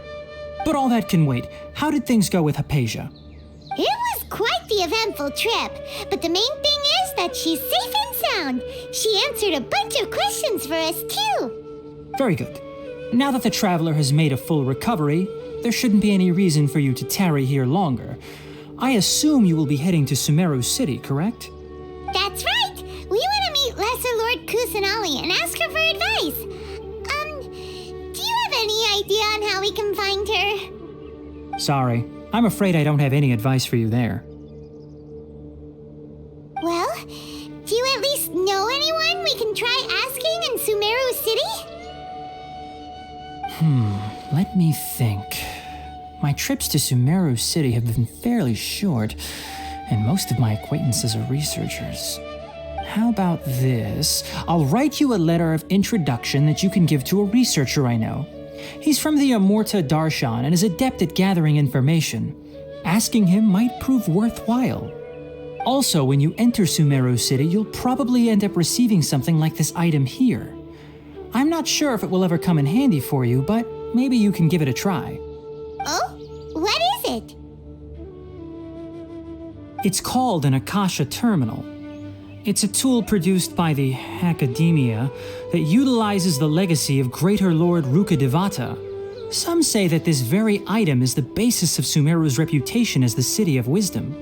Needless to say, this device and its usage fall under the Academia's expertise, so I'll leave it to them to show you how to use it. Great! Next up, Sumeru City! But wait, before that... That's right! Tainari, we have something important to say to Kale before we leave. Is she doing better now? Yes, she's doing much better. After being confined to her bed all this time, I thought a little walk would do her some good. Last I saw her, she was taking the path towards the North Crossing. She knew you two would be leaving soon, so she must have wanted to see you off. Thanks, Kainari. All right, let's go. Farewell, and good luck to you both.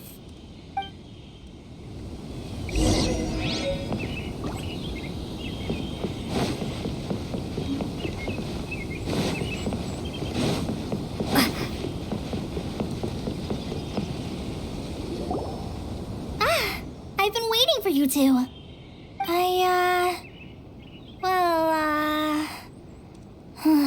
Never mind. I guess I should just wish you two a safe and successful journey. Thanks for waiting here just to see us off, Kale. We're headed to Sumeru City. Don't worry about me. I can take care of myself. My condition won't be getting in the way of my duties. I want to be a forest ranger after all. It's up to me and the others to protect the rainforest here. And, I'm sorry. I should have told you both about my condition when we first met. I just wanted you two to treat me as a normal friend, not some girl that needs your sympathy. But I guess now I understand that the most important thing is for friends to be genuine with one another. There's no need to apologize, Kale. We should be thanking you for trusting us enough to be your friends and sharing your past with us. We're probably still gonna worry about your condition, but that's because we're friends and we care about you. Thank you. That means a lot. Before you leave, I have something for you. Oh? What is it? It's my recipe for pita pockets. I told you that I'd give you a copy, remember? My handwriting is a little, messy, so please don't laugh. Yay! Thanks, Kale. Now we can eat those scrumptious little pitas whenever and wherever we like. I hope that whenever you eat them, you'll both remember your time here in Gandharvaville. Well then, I, trainee Forest Ranger Kale, bid you both farewell. Please visit Gandharvaville again. The Rangers will always be ready to assist you here.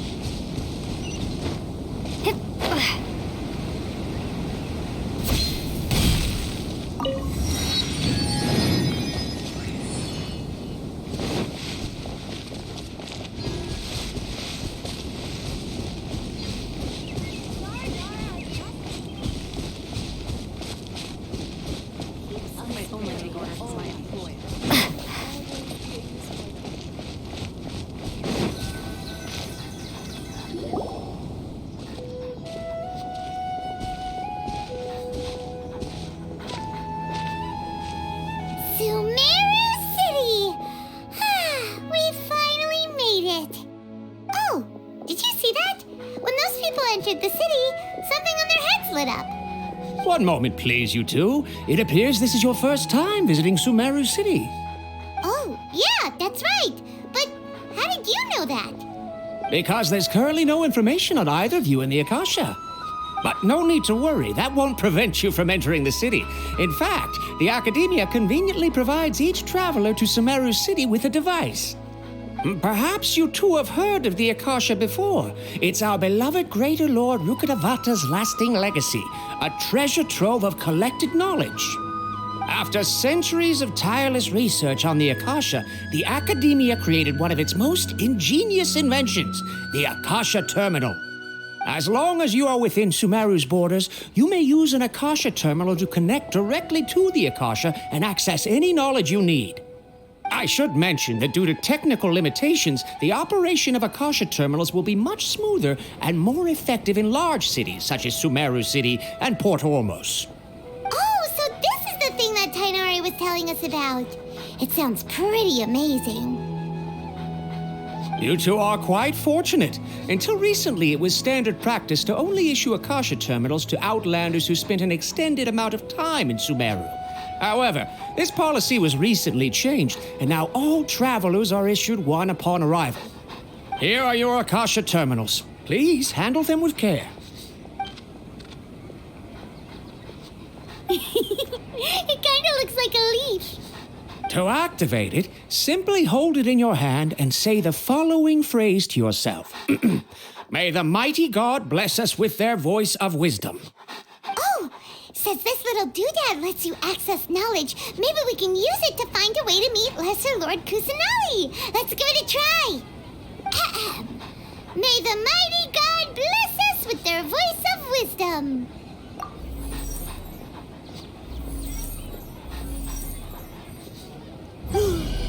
Whoa! Just now, something clicked, and Paimon suddenly knew how to use this thing. It seems all we need to do is concentrate on what we want to know, and bam! You get it. Oh, that'll come in real handy. Exactly. That is the power of the Akasha. And with that, let me officially welcome you both to Sumeru City. May the wisdom of the Dendro Archon always be your guide. Okay, now that we're in, we can check the Akasha about Lesser Lord Kusanali. Let Paimon try. 500 years ago, the sages found a newly born deity from within some scorched ruins. The deity now resides in the sanctuary of Surasthana. Seems pretty similar to what Kali was telling us. Okay, next, let's concentrate on asking how to meet her. Paimon doesn't sense anything. The Akasha didn't respond to Paimon's question. Oh, come on! Focusing on this question feels like when you have something you're trying to remember and it's on the tip of your tongue, but you just can't think of it. Paimon's brain is exhausted. Oh, smart idea. But what are you going to ask it?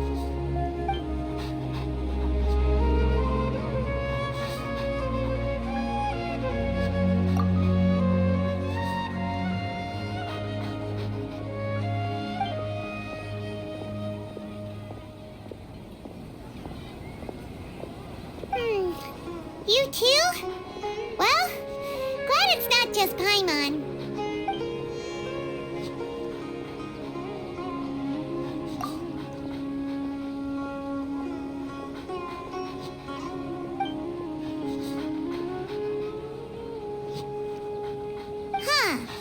Could it be because we're Outlanders and we've only just arrived in Sumeru?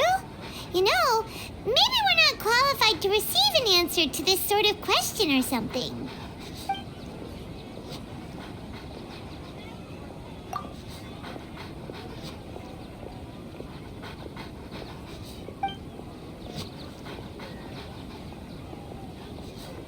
Uh-oh. Paimon's getting all teary-eyed all of a sudden. It feels like the people of Sumeru really missed their Archon.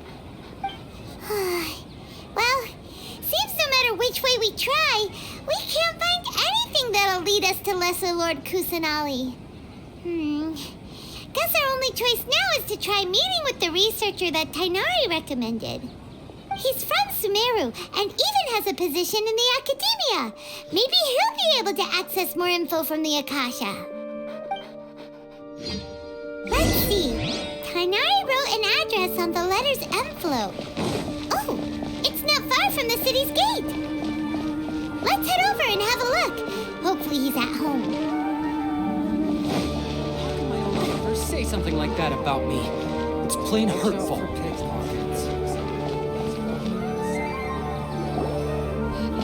Hello, are you Rohawi? Yes, that's me. Can I help you? Great! You see, Tainari sent us here and... What? Tainari? Please, there's no need to say anything, really. Sure, I admit that the article I published last month wasn't my best work, and maybe the data didn't produce the most convincing results, but... Here! This is a letter from Tainari! Oh, let me see. Oh, ooh, what a relief. You two nearly scared the life out of me. So you two just have some questions for me? Seems even Tainari acknowledges my innate ability for procuring information. So, what is it you two would like to know? We want to meet with Lesser Lord Kusanali. Do you know a way we can do that? You mean you want to meet the Dendro Archon herself?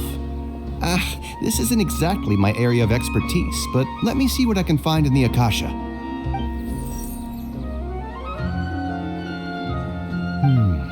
Sorry, the Akasha didn't respond to my query.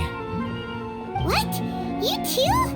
But what about your abilities for getting information and all that? Paimon was sure you'd be able to access more info than we did. Well, as I said, this isn't my area of expertise. I am but a lowly researcher, so the Akasha doesn't see a need for me to know more about the Dendro Archon. All I know is that ever since Lesser Lord Kusanali returned to Sumeru, she's never left the sanctuary of Sorasthana or made a public appearance. Huh. Didn't expect her to be such a mysterious figure.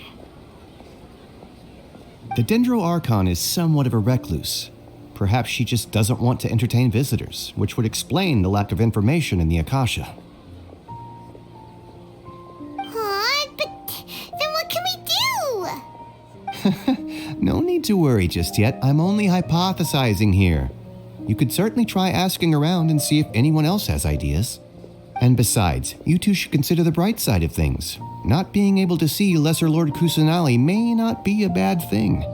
In this world, there will always be information you cannot obtain from the Akasha and things you can never accomplish. Knowing when to yield is a form of wisdom. Take me, for example. It's a miracle if my brain cells can spit out one paper every 3 years. But Tainari? That guy can publish 3 papers in just a single year. Okay. Thanks for your advice. Don't mention it. If you two ever want information about things like who's been promoted within the Academia or relations between the 6 great sages, come find me.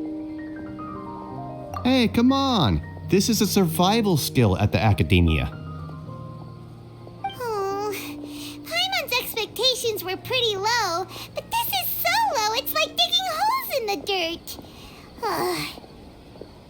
what do we do now? Even if we want to talk to someone, we don't know anybody here. Huh? Like who? Oh, you're right! Catherine! The Adventurers Guild has its own intel network. Let's hurry and find her.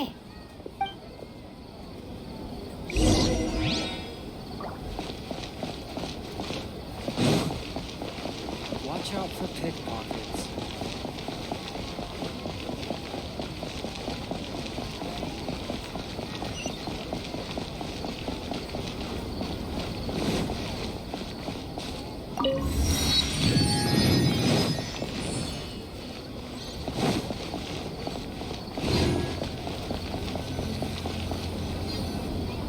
Ad Astra Abyssask. Hello, Traveler and Paimon. Catherine, we need your help with something. Understood. The Adventurers Guild is always ready to serve you. With what do you require assistance? We want to meet with Lesser Lord Kusanali. Do you know a way we can do that? You two wish to meet with Sumeru's Archon. Understood. Please wait.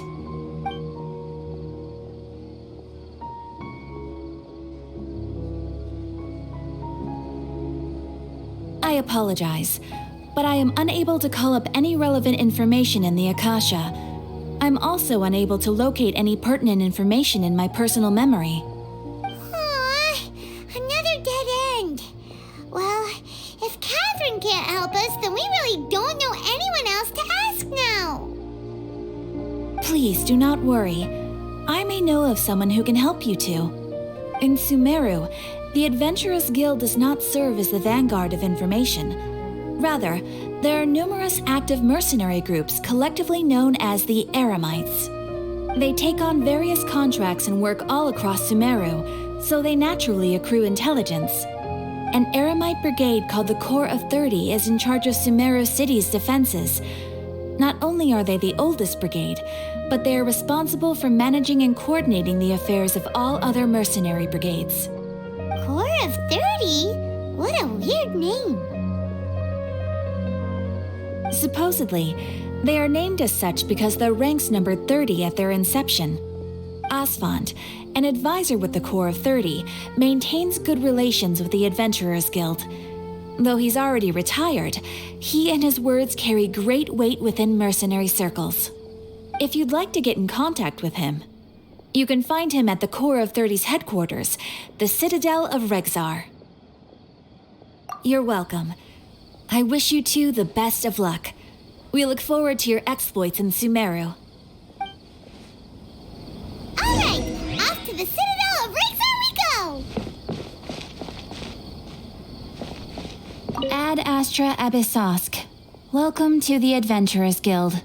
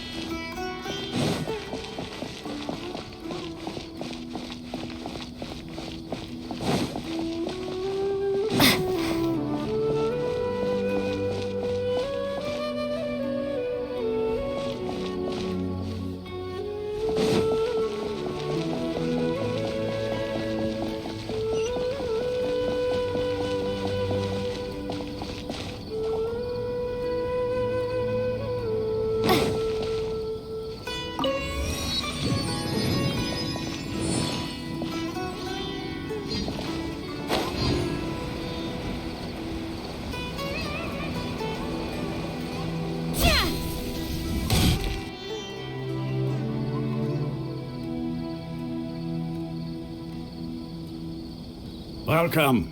The Adventurers Guild told me to expect you two.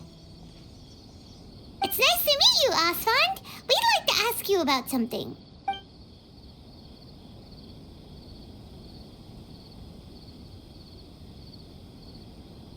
I see. So, Catherine's the one who sent you this way. Ha! It's true that the Eremites' network is vast, but even I can't help you meet the Dendro Archon. Wait, seriously? That's it?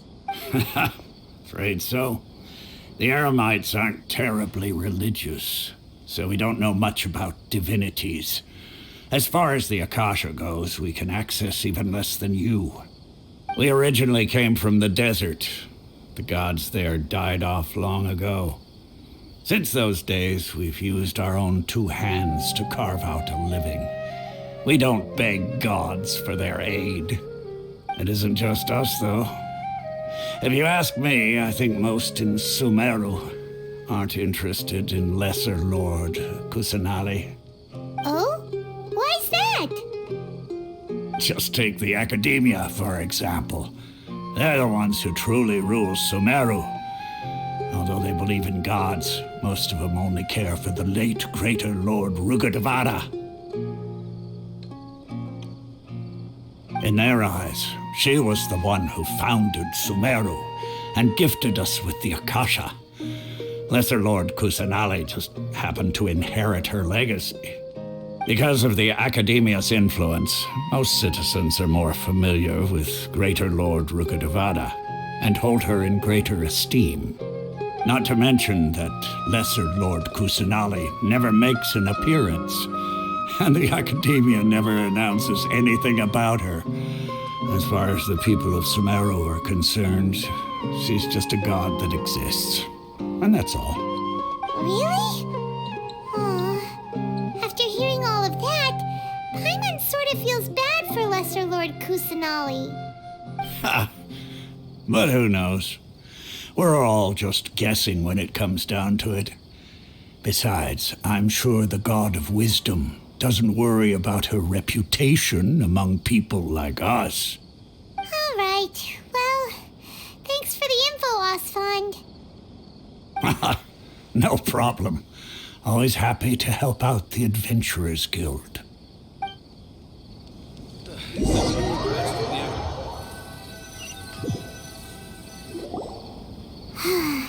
Seems Osfond was right about most people's attitudes here. Not only are they not interested in the Dendro Archon, they even say stuff like, if the Akasha doesn't think I should know, then I don't need to know about it. We've been asking for information non-stop ever since we got to Sumeru. But the harder we try, the more helpless everything seems. Isn't there at least one person in this entire city who cares about Lesser Lord Kusanali? Oh, you two are interested in Lesser Lord Kusanali? Huh? Who are you? From the sound of it, you two are Outlanders who recently arrived here. You've been asking around for information on Lesser Lord Kusanali, right? Oh, I'm sorry. I forgot to introduce myself. I'm Dunyarzad, one of Lesser Lord Kusanali's faithful followers. Whoa, really? Then do you know how we can meet with her? I'm afraid I can't help you with that. But your conversation earlier did happen to remind me of a legend about the Dendro Archon. Sure, it goes like this. Long, long ago, there was a man who heard a prophecy. It predicted that a great calamity was about to befall him.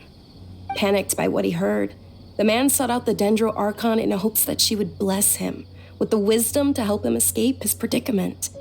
The man journeyed across deserts and through rainforests and experienced tribulations of every kind. However, he still couldn't find any trace of the Dendro Archon. In despair, he thought, alas, the Archon has abandoned me.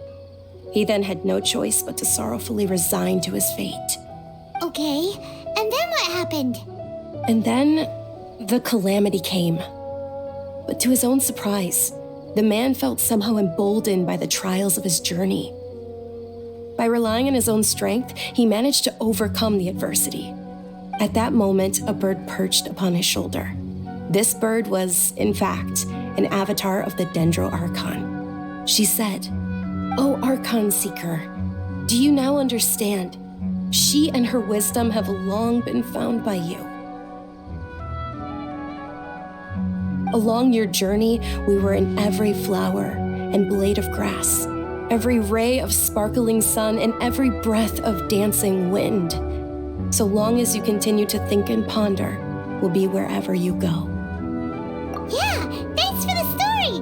Paimon feels all warm and fuzzy inside after that. In a way, it seems like this story is also one of the Dendro Archon's avatars. Dunyarzad, since you worship Lesser Lord Kusanali, can you tell us anything else about her? Of course. So did you two know that, I'm terribly sorry, but it seems something's come up now. Let's chat another day.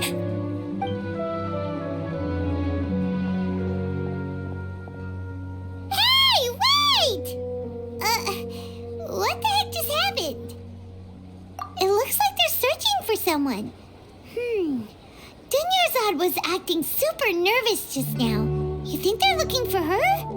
Ugh, this stinks! We finally managed to find a lead about Lesser Lord Kusanali! We can't let them get in the way now! Let's see if we can get rid of them. Then we can catch up with Dunyarzad! Hey, have you two seen a brown-haired girl wearing a purple top and a long blue dress? We're looking for her. Did she have bandages wrapped around her wrists? Yes, that's her. Did you see which direction she went? Yeah, she went that way. Quick, after her!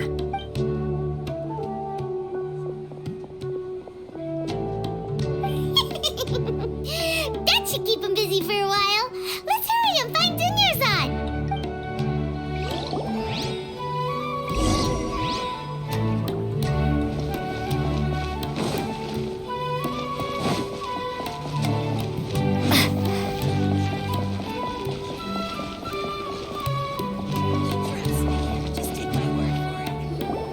There you are, Dunyarzad.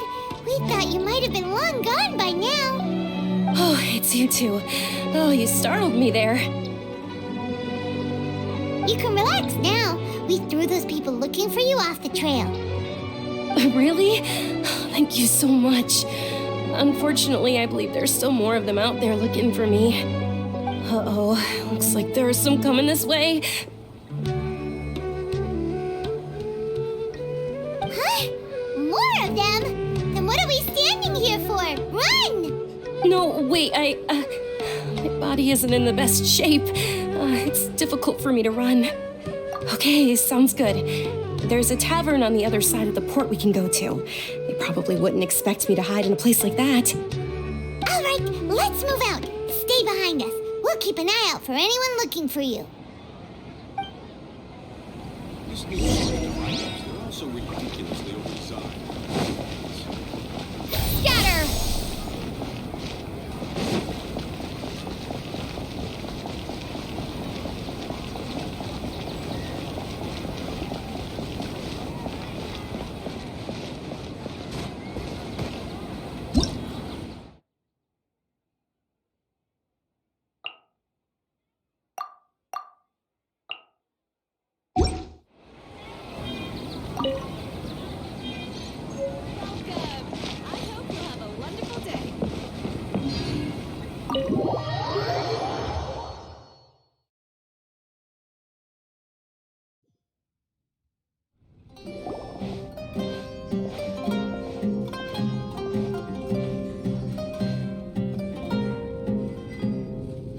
We made it.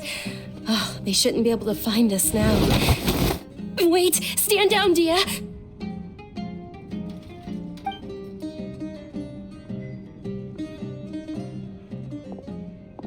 My lady, who are these two? They're travelers that I met on the street just a moment ago.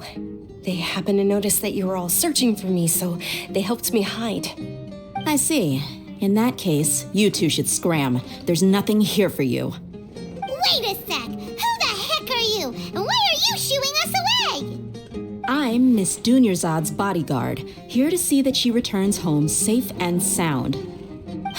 My lady, let's get going. You've been gone for so long that your parents are worrying themselves sick.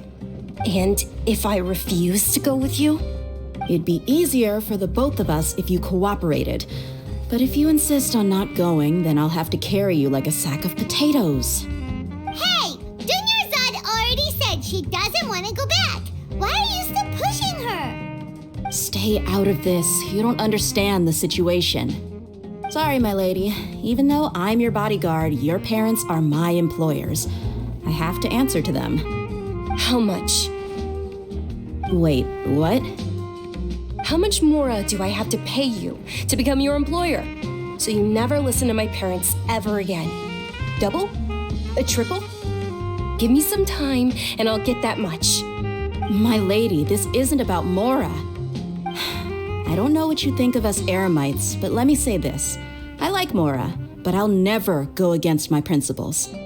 That's why I'm here looking for you. Sure, it's an order from my employer, but my conscience was also telling me it's the right thing to do. And knowing your health, carelessly running around like this is gonna hurt ya. For the sake of those who love you, don't be stubborn. No, you're wrong. I'm aware of my limits and I know what I'm doing. Honestly, the only people being stubborn right now are my parents. And they know perfectly well that it makes no difference if I'm at home or not. They still won't accept reality. And every time I bring this up, they just change the subject. Dia, you've been living with us a long time already. This should be old news to you. Dia, I know it hasn't been easy for Mother and Father, and I'm grateful for everything they've done for me. But there's someone else in this world I'm also grateful to. Because she saved me. The love I have for her is the same I have for my parents. This is my life and my last chance. So I want to do something meaningful.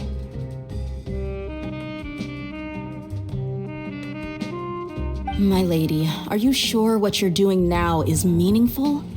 Yes, I'm sure. At least, it is to me. Fine, I won't ask you to return home anymore. But let me make something very clear. I'm only doing this because I respect your determination, not because I agree with you. Thank you, Dia. Sorry for being so rude just now. My nerves were acting up. And I even brought up your payment in such an offensive way. Don't worry about it, my lady. I did say that I like Mora. Besides, that's our next topic of conversation. Today's little excursion caused such a ruckus that every single bodyguard at the estate was deployed. It wouldn't be easy to hide things from your old man. Since this definitely won't be your last escapade, here's a little tip. You should at least make it look like your room and things are still in order when you leave. Also, you'll need someone to cover you for when you're out and about. So, I'll let you hire me, my lady. This way, everyone wins. As for the pay, let's say half of what your father pays me. We can settle the bill when we return to the estate. Okay, deal. Yay! Looks like they've reached an understanding.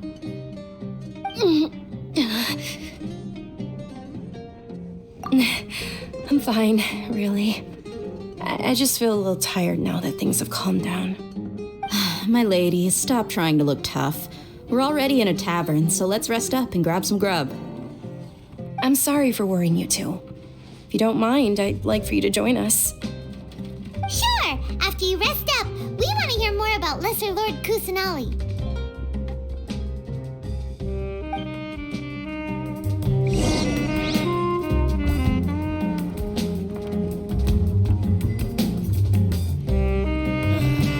You just can't beat the atmosphere here. Oh, I went on my fair share of crazy adventures back in the day. Ha! Well, if it isn't Dia, haven't seen you in nearly half a year. Word on the street is that you're a bodyguard for the Homayani family now. Ha! Don't you find that kind of work boring? Nah, you get used to it. How about a menu over here? You got it, huh? Isn't this little Miss Homayani herself? We don't get to serve personages like you very often. We'll be sure to prepare our very best. Thank you, sir, but there's no need. I don't have a lot of Mora on me, and I really ought to save as much as I can. But please bring these two the best food you have. They're my new friends, so I want to be a good host for them.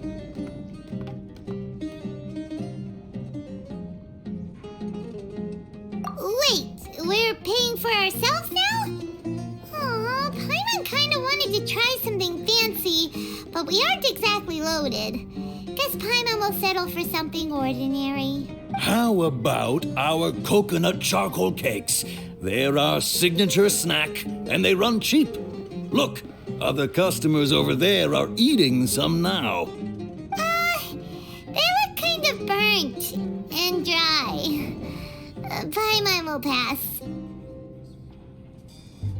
What do you have against my slime dishes?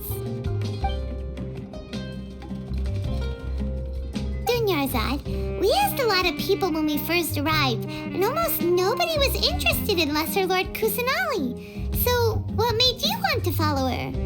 Well, remember when you asked me if I knew how to meet the Dendro Archon? Even though I don't know how, I think I've actually seen her before. Huh? Really? Yes, it was when I was a child. At the time, my illness had kept me bedridden for the better part of a year. I was stuck inside and couldn't make any friends, and my parents did their best to find treatments for me. But even then, the Akasha didn't have any helpful information. My younger self no longer had any hopes or dreams. One flare-up was so bad that I was in a semi-conscious state for several days. Then one night, I woke up alone in my room. I was terrified. My body was paralyzed. Even if I cried, there was no sound. At that moment, an ethereal voice spoke in my mind. Dunyarzad, don't be scared. You don't have to cry. Dunyarzad, don't be scared. You don't have to cry. Who are you? How do you know my name? How do I explain this? You might not be able to understand, but actually, I know everything about you. Really? Of course. I know that you're scared of thunder, that you hate taking medicine every morning, and that you love counting the petals on your mom's skirt. Wow, you really do know everything. Dunyarzad, is there anything you want? Want? Not really. I can't go anywhere or do anything. Huh? But aren't you a child? All children have wishes. Tell me what you want, and maybe I can make it happen. But can you make my illness go away? Oh. I'm sorry.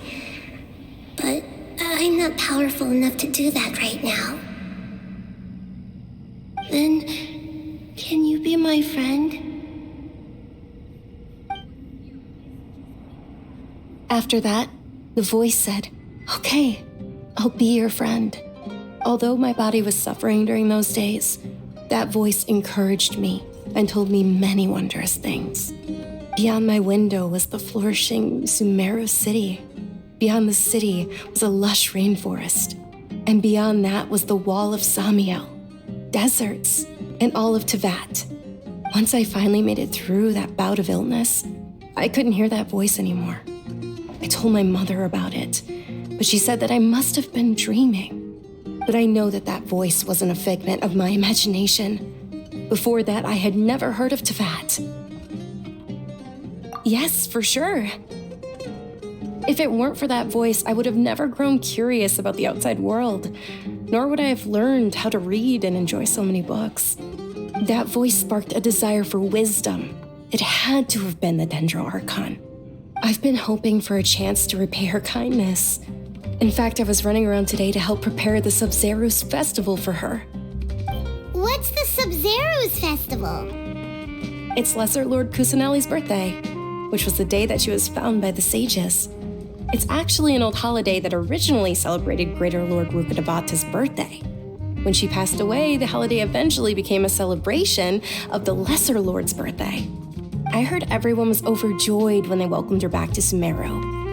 In those days, the festival was a huge deal. But because of the Academia's influence, people have gradually lost interest in the festival.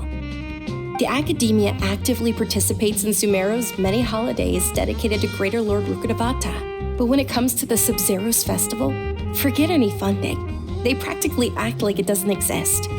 Maybe they see Lesser Lord Kusanali's birth as confirmation of Greater Lord Rukkhadevata's death, so they're reluctant to celebrate it.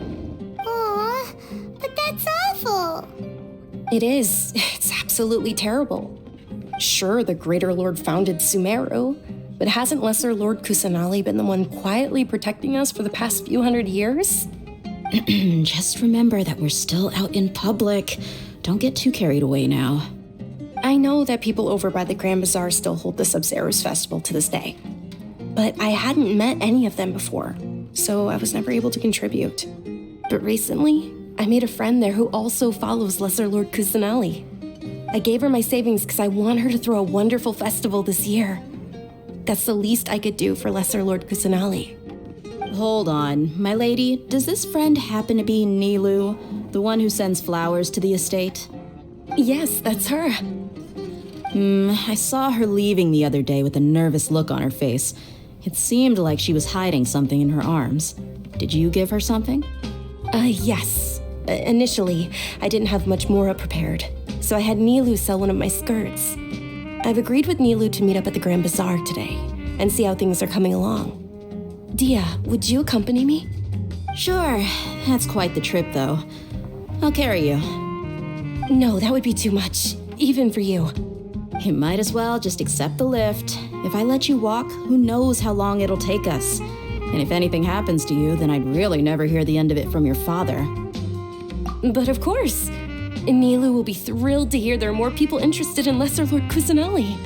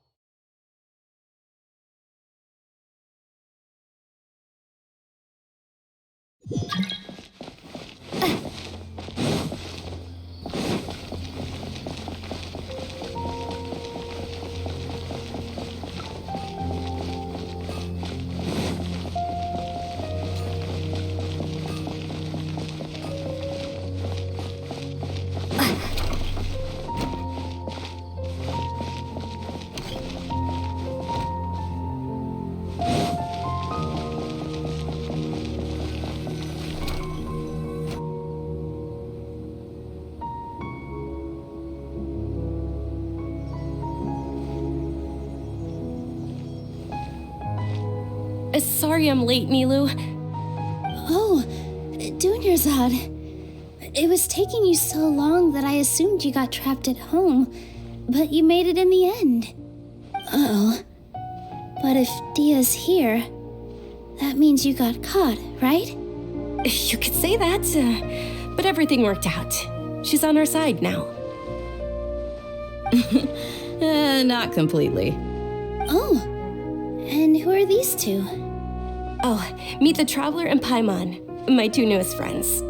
They're visitors who just arrived at Sumeru City and are looking for information on Lesser Lord Kusanali. So you're followers from another land? That's wonderful. You two absolutely mustn't miss the Sabzeruz festival. By the way, Dunyarzad, we've already started decorating the Grand Bazaar. It looks spectacular. Thanks to your generous contribution. You're very welcome. It's the only thing I could do. Do you still have enough Mora? Probably? But don't sweat it. We've already finished renovating the stage. Come on, I'll show you.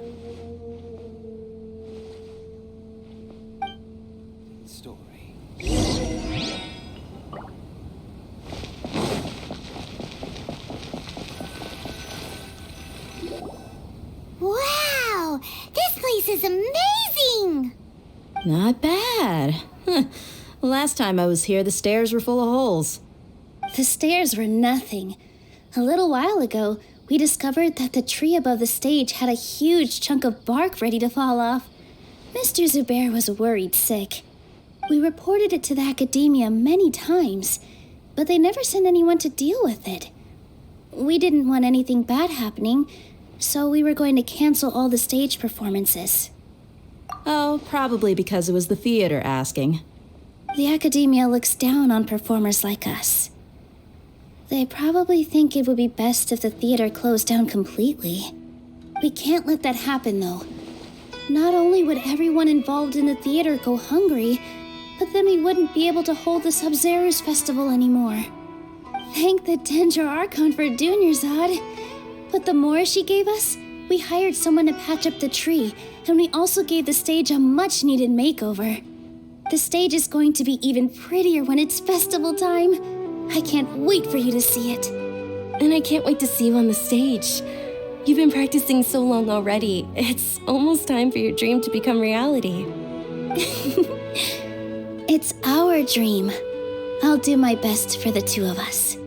Nilu, what are you gonna be doing at the festival? She'll be dancing the dance of Sub-Zeros, the most important performance at the Sub-Zeros festival. Dunyarzad, have you told him the origin of this holiday? I only told them about the Greater Lord and Lesser Lord so far. Okay, then I'll tell you too about how this holiday came to be. According to legend, the Sub-Zeros festival was originally the Goddess of Flowers' birthday celebration for the Greater Lord. A long, long time ago, on one of Greater Lord Rukkhadevata's birthdays, her friends threw her a celebratory banquet. Some of the gods got drunk. One started playing music, and the Greater Lord started singing, so the Goddess of Flowers began to dance. As she danced upon the grass, countless beautiful parisaras began to bloom wherever she stepped. Those brilliant purple flowers became her dazzling stage. All the gods clamored, "Oh, if only time could stop at this very moment." Huh? Really? Oh, you probably mean because all the gods in this story are no longer alive. Although they aren't around anymore, they're preserved in our tradition of dance. This outfit I'm wearing is apparently based on how the Goddess of Flowers looked. Though we're just tiny people compared to the divine, we still have to do our best to make sure that the birthday girl feels loved on her special day. Nilu, you of all people will definitely be able to convey our well wishes to the Dendro Archon. I also noticed that you went the extra mile and scattered parisaras around the stage. They symbolize the Goddess of Flowers, after all. It's just a shame that all the real parisaras went extinct after her death. Yeah. The Greater Lord brought forth parisaras in memory of the Goddess of Flowers, but she ultimately could never truly replicate that beautiful purple. Thinking about the Goddess of Flowers dance makes me wish I could have seen it. If my stage were anything like that, I'd be thrilled if I had just 2 real parisaras on the stage. So, Traveler and Paimon, what do you think? Interested in the Sub-Zeros festival? Will you two be coming? All of Lesser Lord Kusanali's followers will be there for her birthday. It'll be a good opportunity for you to learn more about her. Ooh, Paimon thinks that's a great idea!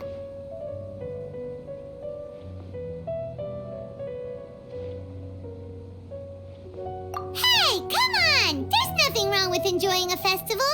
Besides, it's Lesser Lord Kusanali's birthday. She'll be happy to have more people who are celebrating it. So how about we all attend the Sub-Zeros festival together? Dunyarzad, let me show you which stage decorations we've picked out so far. Traveler and Paimon, if that doesn't sound interesting to you, then feel free to explore the area. Everyone at the Grand Bazaar loves Lesser Lord Kusanali, and we're all looking forward to the Sub-Zeros festival. In that case, we'll take a look around.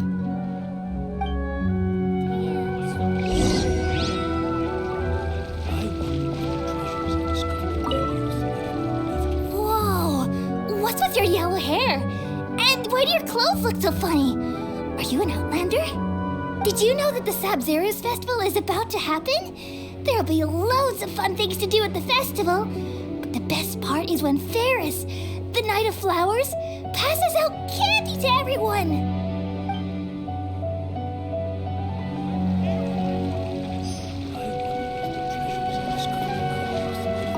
Huh. Revamping the stage for the festival couldn't have been easy, that's for sure. I bet this year's festival will be one to remember. I don't know much about the Grand Bazaar, but I do know that the residents here have a penchant for song and dance. 2 things that the academia doesn't particularly approve of. Oh, and the perfume sold around here is a lot better than what you'll find elsewhere. The fragrances are longer lasting and they're gentler on your skin and... I mean, that's what I've heard at least.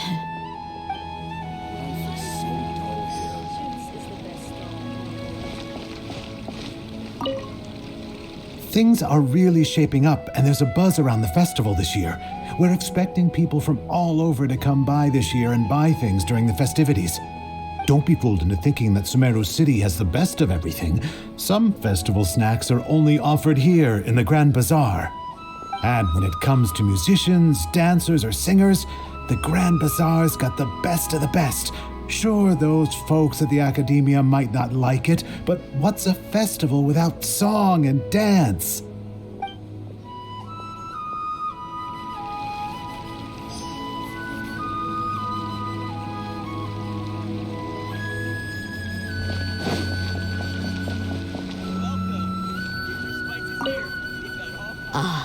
Dancing at the Sub-Zero's festival. You know, I also danced when I was younger. As a child, I even asked my grandmother why we performed the dance for the Lesser Lord when it was originally done to honor the Greater Lord.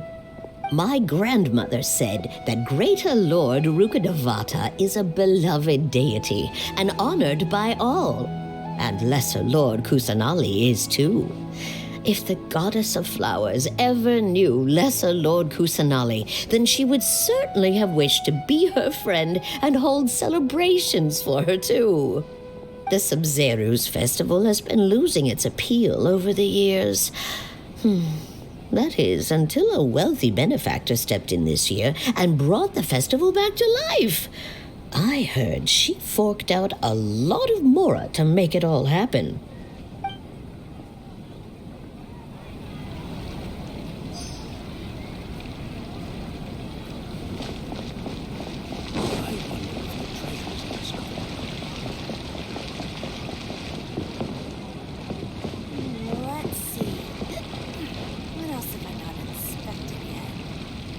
Nilu, your outfit looks amazing.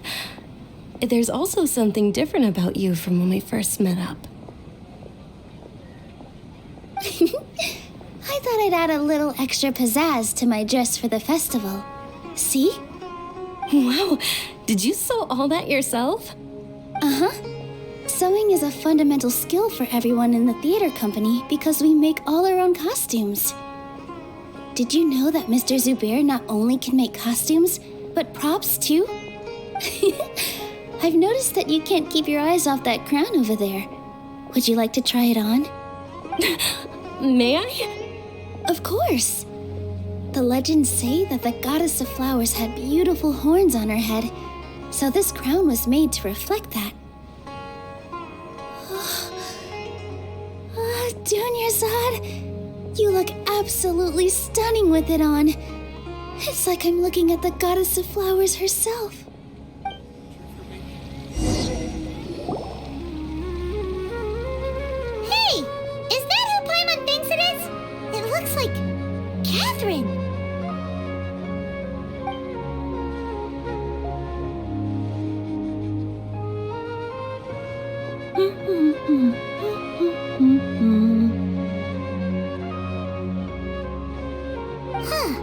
Come to think of it, Paimon's only ever seen her behind the counter at the Adventurers Guild. This is the first time we've ever seen her taking a break. Hey, Catherine! Oh, hey! It's the Traveler and Paimon! What's shaken? Whoa, break time Catherine sure sounds a lot less formal than usual. Paimon was still waiting for her to say Ad Astra Abyssosque. Sure. Standing behind the counter at the Adventurers Guild doesn't require any complicated functions. But saying and doing the same old things over and over again can get pretty monotonous. Like watching the same Fontaine movie day after day. But take you two, for example. You travel across Tevat to enrich your lives and gain new experiences. Well, we enjoy traveling across Tevat and all that, but we're mainly looking for clues about her brother. Yes, you should keep searching. Sometimes the answers we're looking for aren't necessarily at our intended destination. Instead, they're found along the way. Huh. Haven't we heard someone say something pretty similar recently? Anyways, what brings you out here, Catherine? No, not particularly. I guess you could say that I'm loving the recent atmosphere here. If festivals bring happiness to everyone, then that's where their true value lies. Aww. Looks like it's about time for me to be heading back now. Alright, we'll see you next time at the Adventurers Guild. Oh, by the way, thanks for connecting us with the Eremites. We've already made some great friends in Sumeru City thanks to you. I'm sure you two will get along well with the people here. You've already been blessed by the element of Dendro after all. See you around.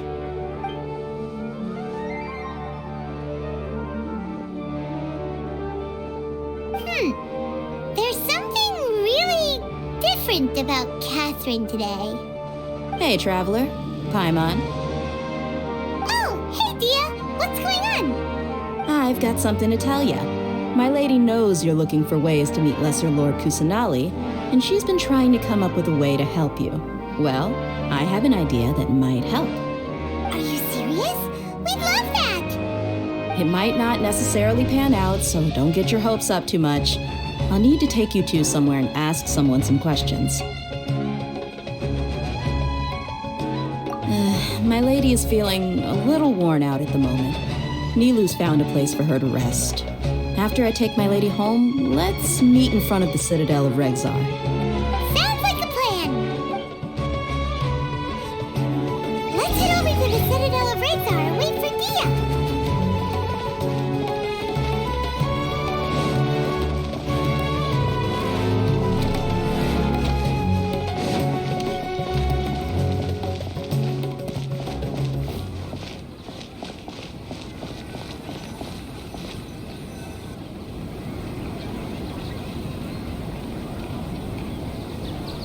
Sorry, I'm late. It took some convincing for the master and mistress to believe that Miss Dunyarzad was only sitting in the port for a while because she was in a bad mood. Anyway, I guess I should be thanking you. I haven't seen Miss Dunyarzad that happy in a long time. If it wasn't for you two, she probably would have been caught and dragged back much earlier. You sure sound a whole lot nicer than when we first met, Dia. Who would have thought you had such a soft spot for Dunyarzad? It's called being a professional. I'm a bodyguard, and I work for whoever's paying.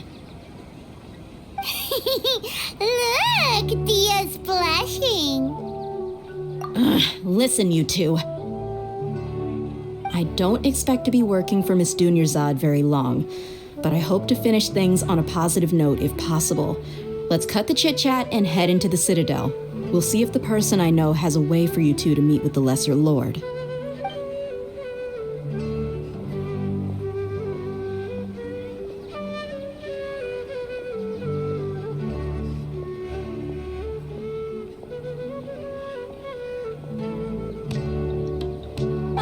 Hey, Chief. Dia, what are you doing here? And well, didn't expect to see you three together. I take it you all know each other already? Mm-hmm. We met this morning after the Adventurers Guild pointed us to Ozfon for more info. No kidding. So, where's Ruksha? I thought I'd help these two out by asking about the theft. Anything you can tell him? Ruksha's gone over to the Academia. The Grand Sage recently ordered Sumeru City to begin bolstering its defenses, so people from all over have been called back to the city. Since you've already mentioned the theft, I suppose I might as well tell him what we know. Appreciate it, Chief. Theft? Sorry, what the heck are you guys talking about? Just recently, the Academia lost something, and there's a chance the item is connected with the Sumeru Archon. This case might just somehow help you in meeting her. I suppose that's one way to look at it. But if you ask me, the case is more about the Academia than anything else. Let me fill you in. The Academia recently sent a convoy to pick up an important package from Aru village. Word got out, and the convoy was robbed on its way back. The Grand Sage took the whole matter very seriously. Not only did he dispatch the Matra, but also enlisted our help in the search for leads. All we know so far is that whatever was stolen is currently in Port Ormos. You two have heard of Port Ormos, haven't you? It's the largest commercial port in all of Sumeru. You can travel there by leaving Sumeru City and heading south along the river. The Academia's grip isn't long enough to reach all the way to Port Ormos, so the city's a little more laid back, meaning the population's also a mixed bag. You never know who you'll meet there. Apparently what was lost has a great deal to do with the Akasha, knowledge, and even the gods. I'm afraid I don't have any other details for you, though. If you're interested, maybe you could head to Port Ormos and ask around yourselves. If you want my advice, try introducing yourselves as students of the Academia once you're there. Are you serious, Chief? All the Academia students are in Sumeru City, you know. Why should they pretend to be students in Port Ormos? If you're also interested, just go there and see what happens.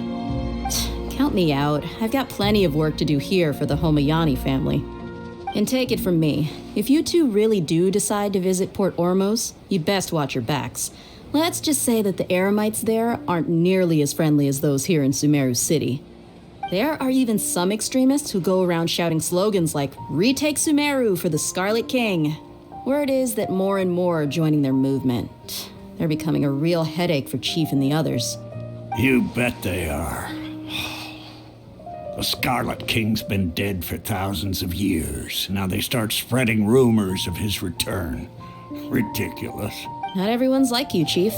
Even the desert natives who abandoned their homes in the wilderness still wish to have a god of their own. Well, Traveler, that's about all the information we have for you.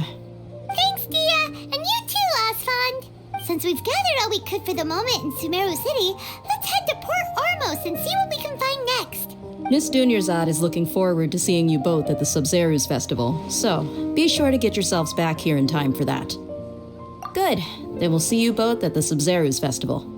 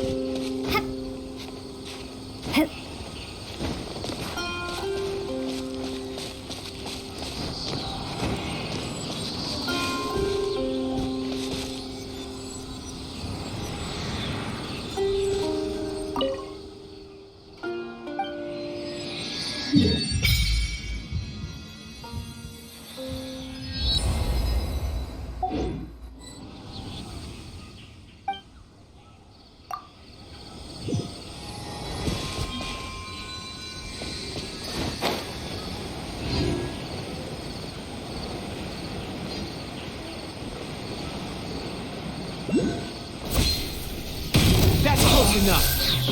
Spring force! It's a today. Don't be a killjoy. We've only just begun. Uphill battle! You can't run.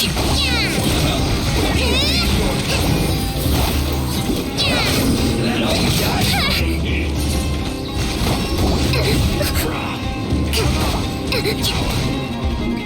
You need a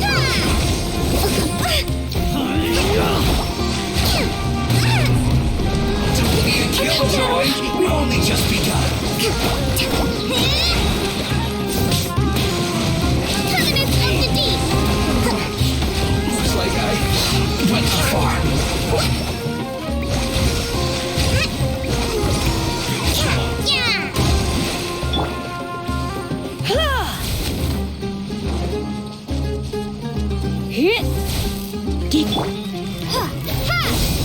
Have a load of this.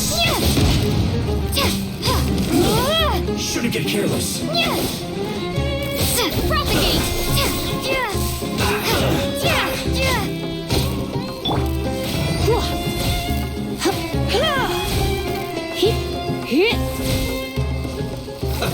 Let's move.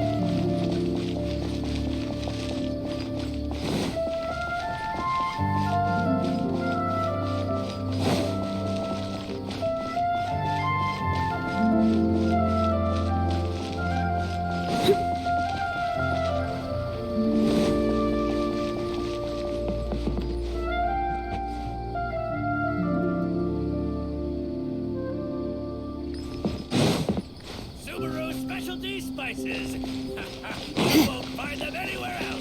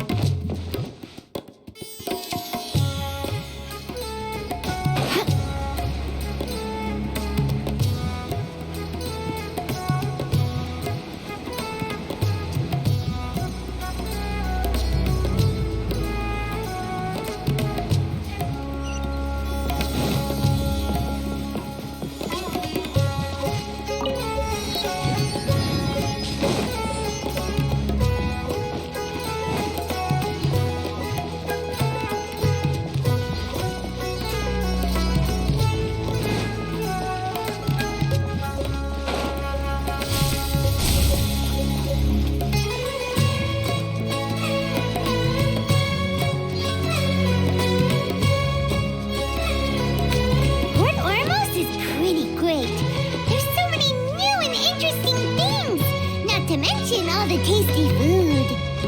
Sumeru's largest commercial port sure lives up to its name. Look at all the merchants, and everyone seems excited just to be here.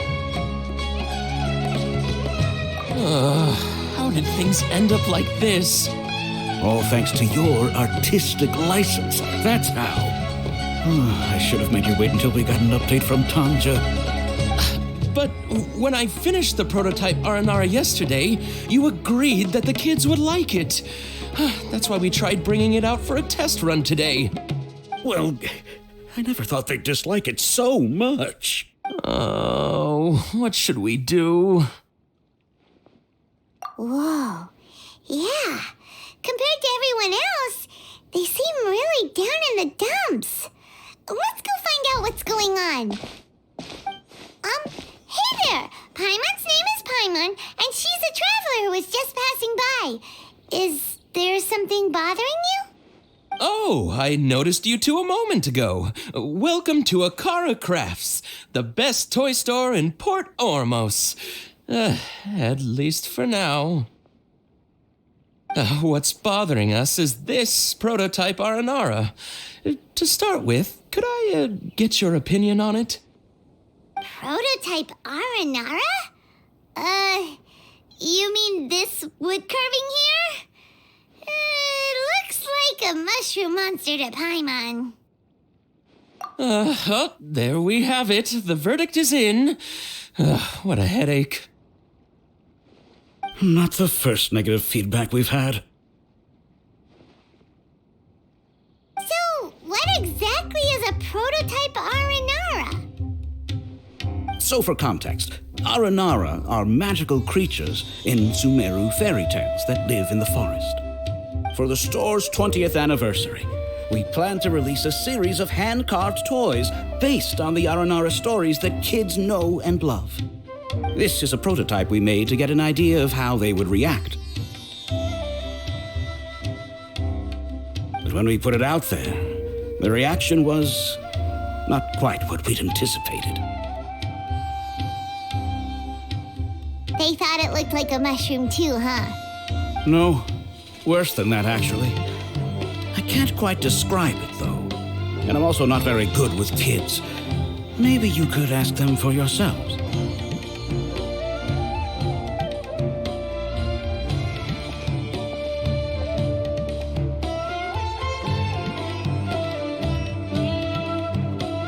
This is not an Aranara.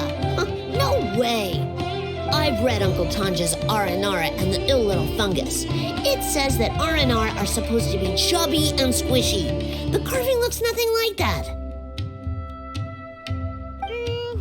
Toys do look better when they're round and chubby. Uncle Tonder said in Aranara's vow that you can deceive the eyes, but you can't deceive the heart. This carving makes me feel lost and confused inside. I don't think the creator put his heart into it at all. It's nothing like an Aranara. Ooh, didn't put his heart into it, huh? Oh, sounds like one of those things that's easier said than understood. Kasid and Alia didn't like this carving, but I think it's okay. It doesn't look too happy, so it's kind of pitiful in a cute way. Oh, a positive review! Yeah, so I would totally ask my dad to get it for me, if it wasn't meant to be an Aranara. Oh, well, that took a sudden turn for the worse. We asked the children for their opinions. Oh, how did it go? Has it maybe, grown on them at all? Oh, this is such a shame. Why isn't Tanger back from Gandharvaville yet? Oh, the kids kept mentioning an Uncle Tanger, too. Who is he exactly? Uncle Tanger is a famous children's author here in Port Ormos. He wrote quite a few stories in the past, but none of them were popular among children. Just like our prototype Aranara. But around a year or so ago, he suddenly had a eureka moment or something, and suddenly the children loved every one of his stories. That's right. My little Ghaffari loves his stories too. The whole reason we decided to make these carvings was because we saw just how popular the Aranara are among children. We asked Tanja for guidance, but right after he agreed, he went off to Gandharvaville with his son to look for inspiration. They haven't returned yet. We were running out of time, so we had no choice but to carve an Aranara based on our own imaginations. As you can see, this was the result. Oh, we have to do something. Hey, since you're the famous traveler, could you do us a favor and look for Tanger in Gandharvaville, he doesn't have to come in person if he's too busy. Just ask him to write down his suggestions and bring his notes back to us, if you could. Please, if only to put a smile on the children's faces. And, of course, you'll be well compensated for doing us the favor. They seem pretty desperate. Let's help them out. To see the kids smile. And also for our reward. Yep, let's do it!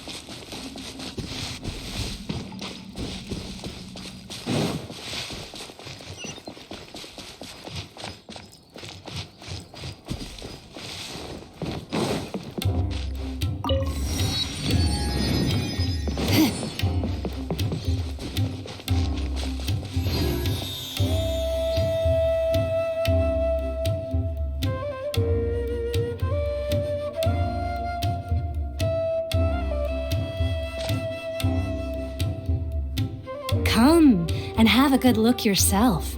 Traditional spices of the highest quality, made with pride and experience. You've got a deal. I can't thank you enough for always looking after my business. Believe me, I'm not making this up. Several Eremite mercenary groups are nearly in open conflict, but does the core of 30 care? And that's not all. Did you know that... Wow! Talk about hurly-burly! This place is busy! Well, guess that's only to be expected for the largest port in Sumeru. Maybe it's because of what Dia told us earlier, but Paimon can't seem to shake the feeling that there's also danger lurking in these crowds. Ooh. Let's get our bearings so we can start looking for leads. We know that whatever the Academia lost is related to the gods. But other than that, we don't have much else to go on. Osvan told us to try posing as Academia students while asking around. Paimon checked the Akasha on the way here, and the Academia doesn't seem to have any research facilities in Port Ormos. Paimon doesn't get it. Won't we look even more suspicious going around saying we're Academia students and asking about the stolen item?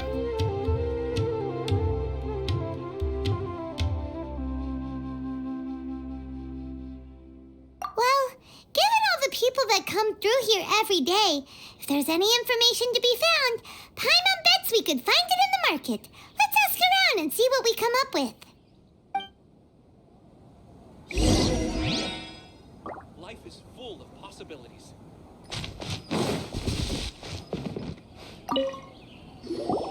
Welcome. Welcome. How can I help you two? Hi there. We would like to ask you a question. Do students from the Academia ever come to Port Ormos? Of course. Especially around this time of year. Students from Sumeru City that are about to graduate often come to Port Ormos to cut loose a little. Many people often talk about how hard it is to get accepted into the Academia, let alone graduate. But those who finish their studies and go on to become full-time researchers at the Academia have it even harder. Sure, we may not be Sumeru City, but Port Ormos offers beautiful scenery and a stress-free environment. Some even say it's good luck to come to Port Ormos, so students and researchers come flocking here when things get to be too much at the Academia. You see over there? Those are students from the Academia. They've been looking worried and miserable ever since they got here a few days ago. If you ask me, the life of a merchant is better. So long as the Akasha teaches us what we need, then life is good.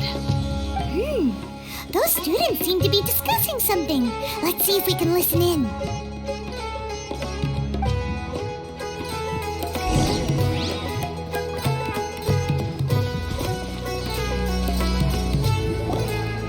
It's no good. I've tried asking around, but I haven't been able to learn anything useful. Not to mention that a bunch of scary-looking Eremite mercenaries have been posted along the streets now. There's been a lot of fighting between the different Eremite factions in Port Ormos. If we choose to move on our own, then it would be wise to steer clear of them. Especially the group that's constantly shouting some stuff about the Scarlet King and some resurrection. I've even heard that the Citadel of Rexar is starting to get fed up with them. What was that group called again? Ein something or other? They're called Ein El Akhmar. Today, I heard that the thing we're after might be in their possession at the moment. Wait, come again? Don't you see? Many of the Eremites in Port Ormos deal with trading this kind of thing. They're usually pretty wary of outsiders, but not so with students of the Academia. It's because the kind of goods that students are looking for aren't the kind of goods that Eremites are after. As long as they know you're a student, then deals can be made. I've heard that Ein al-Hakmar likes to set up shop at the Jafar Tavern. Supposedly, if you're willing to part with 500,000 Mora, they'll give you info on anything. Wait, did you say 500,000? If information alone costs that much, then how could we ever afford to buy what we're looking for? I guess we might as well give up on trying to graduate this way. I wouldn't worry too much. Our field of research is very niche. Who else could possibly be after that kind of shady knowledge? I bet it's practically worthless to anyone aside from us. Well, I guess that makes sense. Then the only thing left for us now is to find a way in. Why don't we all just pool our money together and pay for the information? Whoa, did you hear that? A niche field of research and shady knowledge? It all sounds pretty suspicious to Paimon. Is knowledge something people just buy and sell like that? So, what's your plan? Wait, didn't you hear what they just said? Buying information is going to cost us 500,000 mora! Have you lost your mind? Oh, all right. Paimon never thought she'd agree to parting with that kind of mora. But if you know what you're doing, then we should give it a shot. Out of all my conditions, I enjoy making do for new things the most.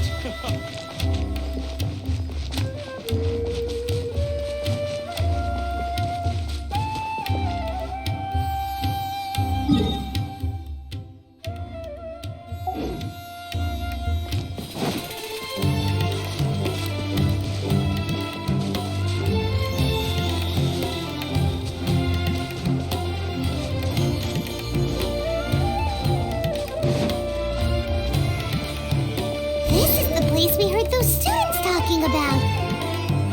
Let's find a seat somewhere and see if we can spot the group they mentioned.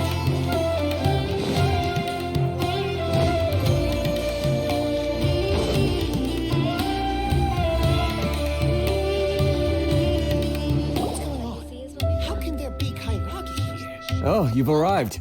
Please take a seat. So, they think that they can go toe-to-toe with the boss? Ha! Once we reclaim the power of the Scarlet King, they'll be the first that the boss punishes. They're nothing to be afraid of. Our main rival now is the Caracal Battalion. They've also amassed a significant amount of mora this time, so we mustn't underestimate them. How can the Caracal Battalion compete with the boss when they're nothing but a bunch of money-grubbing opportunists out for a quick mora? Yeah, with boss's fervent devotion, he'll be able to use this power to bring our god back this time. Huh. All these guys talk about is the Scarlet King, so they're probably the ones we're looking for. Greater Lord Ruka Devata. That traitor and her followers must not be spared.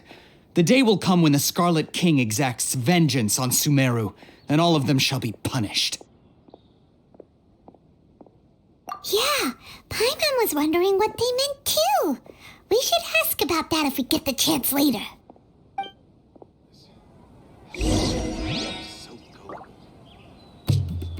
What you see is what we got. Feel free to look.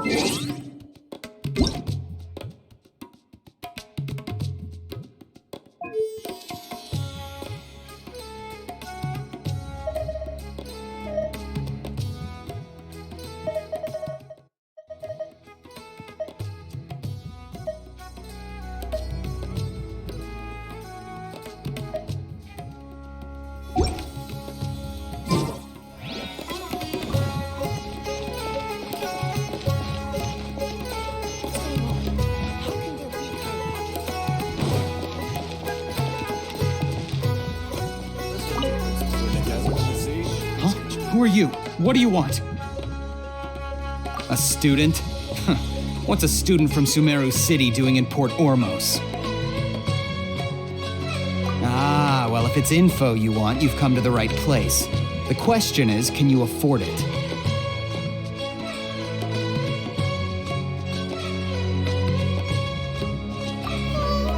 Paimon can't stand to see so much more go. But there's no other choice right now. Here, this is the merchant's address. Whatever you're looking for, you'll find it there. Well, what are you waiting for? Oh, that's right. We heard you mention the Scarlet King just now. We're actually interested to know more because we're,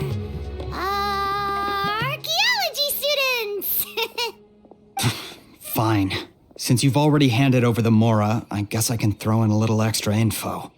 As you can see, members of Ain al-Ahmar are devout believers of the Scarlet King. Years ago, the Scarlet King founded the great desert nation that was our homeland. It was an advanced civilization, far beyond anything you'll see in present-day Sumeru. The Scarlet King was the rightful god of wisdom, but he was betrayed by a companion he trusted. She even stripped him of his title, God of Wisdom. So, you mean the traitor was... Greater Lord Ruka Devata, yes. That shameless wretch destroyed the Scarlet King's civilization, and our ancestors were forced to flee to this land where we were made to suffer the tyranny of our enemies. Furthermore, she conspired with the Academia to cover up the truth of her actions, and create the merciful and benevolent facade for which she is now known. Ugh, just thinking about it sickens me. But the story doesn't end there, oh no. The Scarlet King isn't truly dead. The voice of the Oracle has been heard in the desert, prophesying his resurrection. Mark my words, our god shall return. And when that day comes, all followers of the traitor and all the desert dwellers who have forgotten their true god will suffer retribution together. If what I'm saying makes you shiver with fear, it might not be too late for you to become a believer of the Scarlet King. I don't have anything to say to you Academia people about that. I think this conversation has reached its end. Not just yet. This man is a fraud. You again? Deranged Academia lunatic. Yes, it's me again. I already warned you that if you weren't willing to sit and discuss things with me, I'd take measures to make things uncomfortable for you. Listen to me. That address he gave you is fake. Or at least, you won't find a merchant waiting for you there. This group has been boasting all around that they can provide information on a certain item as a means of luring people into their territory. Once you show up, they keep up the act until they have hard evidence that you want to purchase said item. Then they use that to squeeze you for all the more you're worth. Hey! Shut it all, Hatham! What are you playing at, trying to ruin our business like this, I told you the other day. I wish to discuss my terms with your boss. Ha! The boss made it perfectly clear that he won't negotiate with you. Yes, and in no uncertain terms. But that was then. It does not preclude him from changing his mind in the future. I'm warning you, don't push us, or this could get ugly. We don't usually get rough with people from the Academia because it just complicates things. For a lunatic like you, though, we might just have to make an exception. If you're suggesting that we escalate this from a verbal exchange to a physical one, I accept. After all, even the Archons used war to negotiate the ownership of Tevat. If, on the other hand, we can't agree on any means of negotiation at all, then I'm afraid my next course of action will sting a little more than the mere falling through of a few business deals. I will jeopardize the Eremites' reputation, which I know you value above all else. I am quite confident that if I began to take such action, your boss would willingly approach me himself. However, I fear that by then, some things will have happened that cannot be undone. Also, a word of advice. I suggest you tell your boss exactly what happened here today. Otherwise, he might blame you for not telling him in the future. What did you say? Consider this. Have I ever failed to follow through on my word in the past? This guy is really out of his mind. Okay then, if you really have a death wish, let's meet a week from today. The pier in front of the Pharos Lighthouse, 4 o'clock in the afternoon, sharp. Don't expect us to hold back. Not so fast. First, you return the 500,000 Mora to them.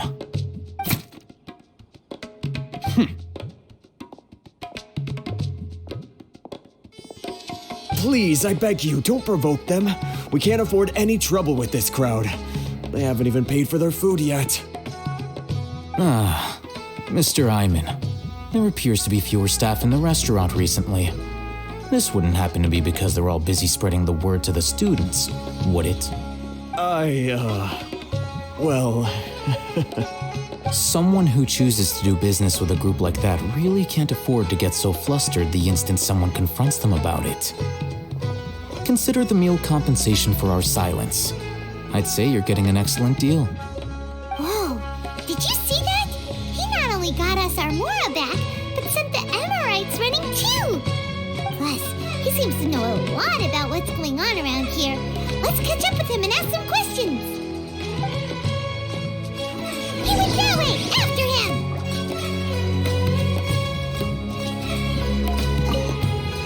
Please, just leave. Forget the cost of the meal. Just, pretend nothing happened today.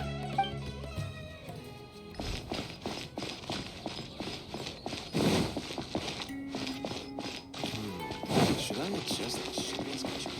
Fresh fruits and veggies, both quantity and quality. Wait up!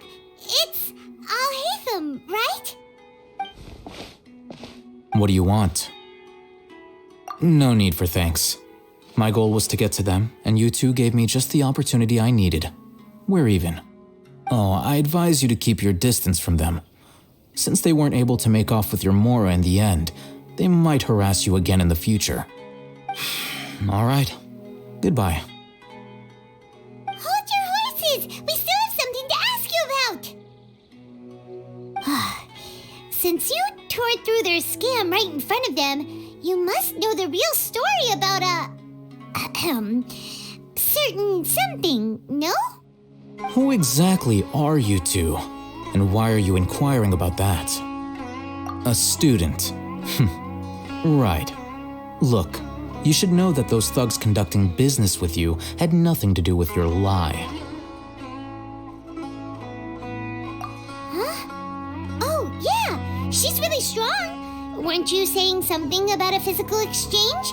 We can help with that. She doesn't even have a vision. Forget it. Maybe not, but she can still use elemental energy. Otherwise, there's no way we'd go asking for info from from guys like that. Those hot-headed thugs are definitely gonna bring a lot of backup for your next meeting. Even if you don't go alone, you won't regret taking us with you.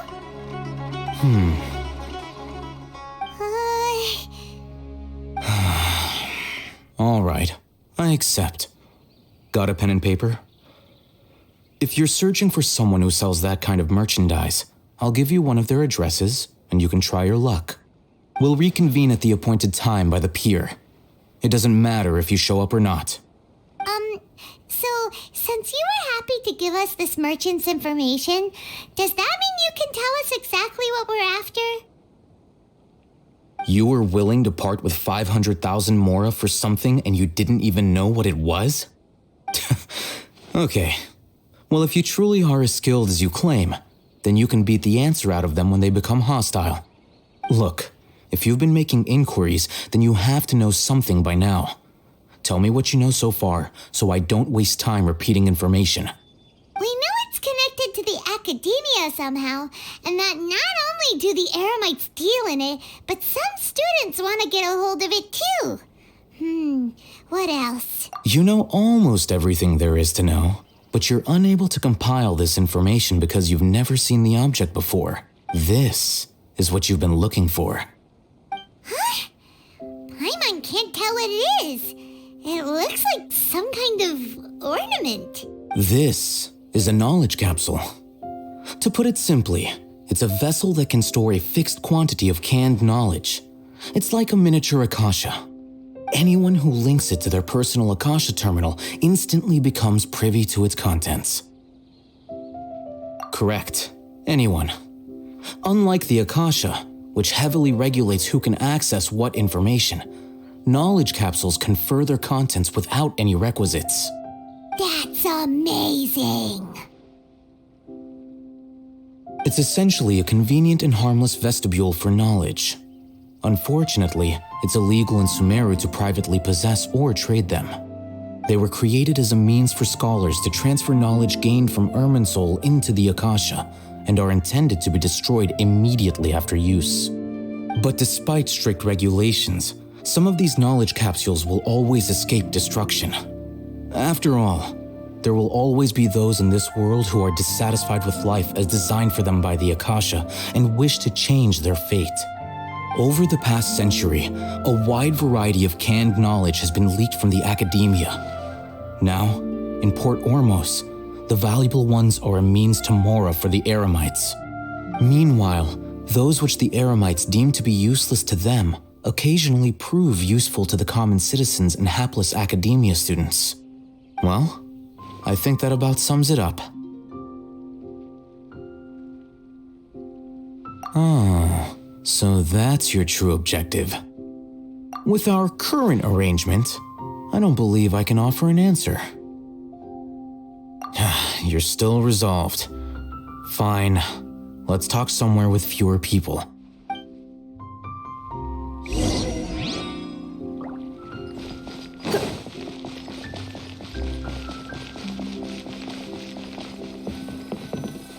Talk to the bartender. Let's continue our conversation here. If you wish to learn more about the knowledge capsule that the Academia lost, then you must help me with something. I need you to find someone named Dory, a traveling merchant. Unlike the peddlers who hawk inferior knowledge capsules, she often has quality goods in stock. Some say that as long as there is profit to be made, there is nothing she won't dare to sell. She's guarded against people from the Academia because most of her wares don't comply with Academia regulations. I think she blacklisted me. I met with her informant, but it soon became clear that they had no intention of letting me get any further. Become one of Dory's customers and earn her trust. This is my condition for further collaboration. Why do you want us to meet with her? Until you complete this task, you don't have question privileges. Fine. So how do we go about doing this? You two are outlanders who haven't been here for long, so Dory should view you as safe clients. I'll give you the informant's address and their contact password. Beyond the password, though, I have no way of knowing what other tricks she might have up her sleeve. You'll have to improvise. This is kind of nerve-wracking. The true challenge begins after you meet her. She has a keen nose for Mora and a shrewd eye for wares, and she only likes customers who she deems to have good taste. I'll prepare some funds for you. Buy her highest quality wares and earn her approval. But we only just saw a knowledge capsule for the first time. We don't know how to tell which ones are good and which ones are bad. Is that something we can learn quickly? That's true. Have you two heard of elemental sight? Oh, that's a surprise. Guess I'll have to hold you in higher regard. Anyway, that ability should resolve your issue.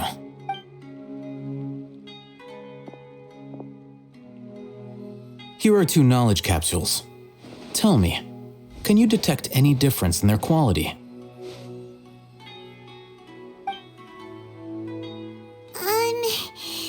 They look the same to Paimon. Try inspecting them with elemental sight. How'd it go? Did you see anything? Rumor has it that higher quality knowledge capsules generally appear brighter when viewed through elemental sight. That's because knowledge originates from Irminsul, the root of Dendro power itself. The more powerful the knowledge, the richer it is in Dendro energy. However, some canned knowledge with a high concentration of elemental energy is of little use in contemporary times, so those capsules are of little value. Using elemental sight is merely a stopgap measure, but it should suffice for earning Dory's trust. That sounds pretty impressive. Here's a sheet with the informant's location and contact password, and here is the Mora for purchasing canned knowledge. Don't be cheap. You'll need to spend to catch Dory's eye. If there's any Mora left over, just keep it. Oh, and be sure to exercise some caution. There have been Matra present in Port Ormos lately. Your efforts will be for naught if they catch you. Matra? They belong to the Academia's regulatory body. They also handle cases of illegal canned knowledge transactions. Like I said, the Academia has banned both their trade and possession. The Matra are razor sharp. You're in for nothing good if they lock their sights onto you. If you two want to back out, now's the time. Okay, then we have a deal. If you succeed in your dealings with Dory, come find me at the Wikella Funduk. We'll have an open discussion then. Looking at what Al-Haytham wrote, Dory's informant is a traitor near Old Ormos. Let's follow these instructions and try to get in contact with him.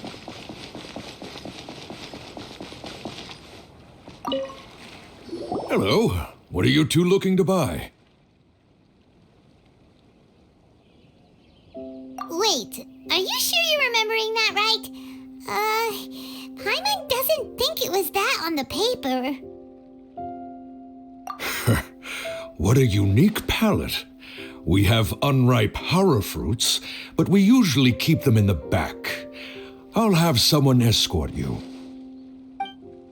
Following the paper got us past the first round. Ronak, these two want to buy unripe hara fruits. Show them to the warehouse. Got it. You two, please follow me. You two have a fascinating fashion sense. We haven't seen a customer wearing a Sumeru rose for quite some time. Hold on. Let me think. Sumeru rose means common merch. No, look again.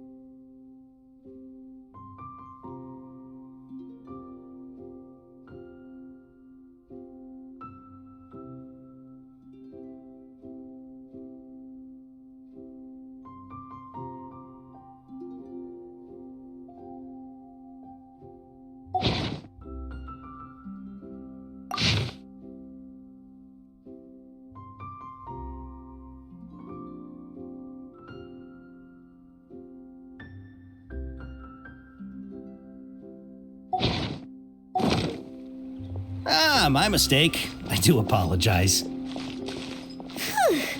That pop quiz sure was scary. The warehouse is up ahead. Please follow me.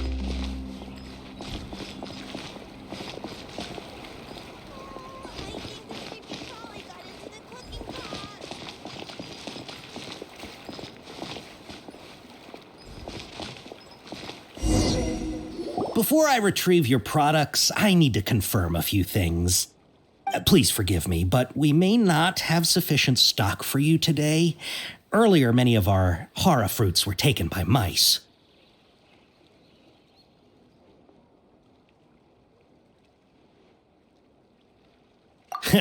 Thanks. If better goods come in, you'll be the first to know. You look like you have some skill. Why don't I pick out some fruits that'll make you dizzy?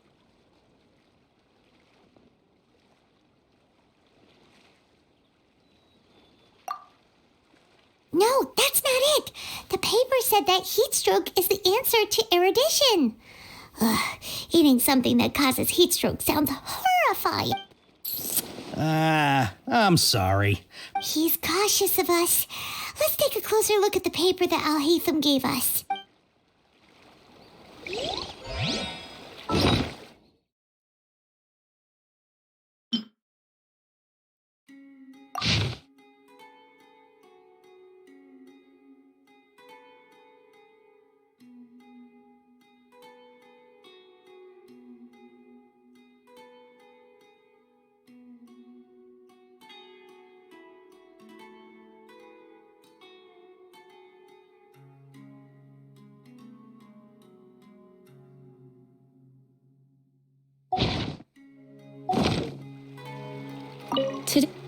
Before I retrieve your products, I need to confirm a few things.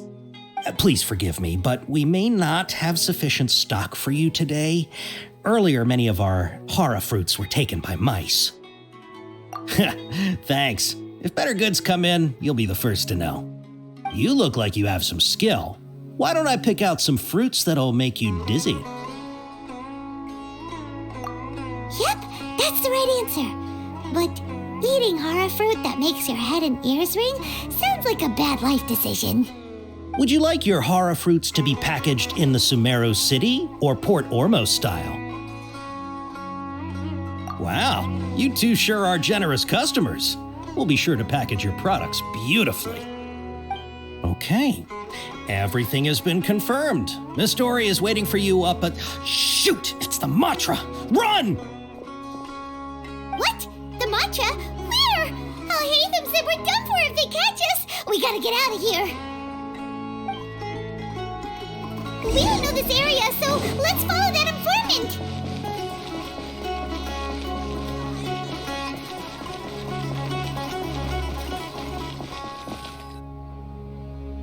He ran that way!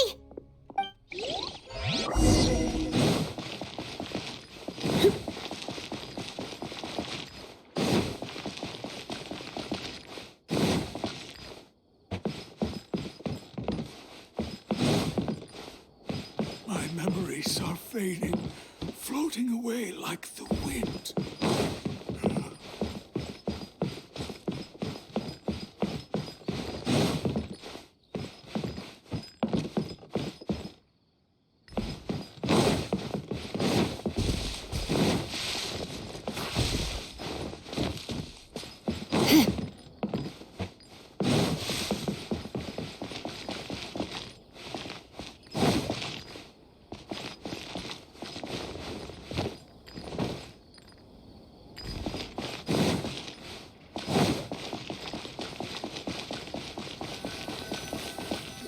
Look, he's over there!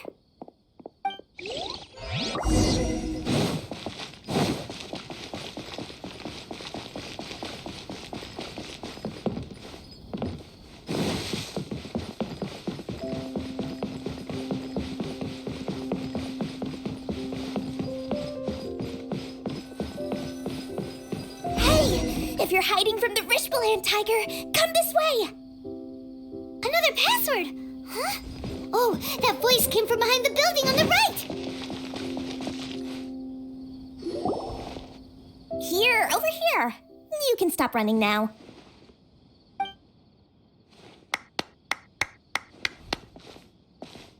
So you were the one who was calling out to us just now.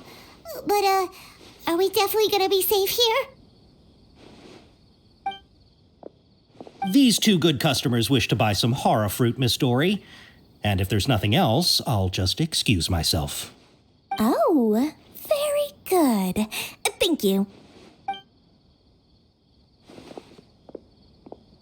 Huh? Wait, you're Dory? Paimon sure thought you'd look a whole lot scarier. Hey, what are you trying to say, Princess Pea-Brain? I can be scary enough when I need to be, believe you me. If you don't watch what you say, then you can forget about doing any business. But it seems you two have actually done pretty well so far.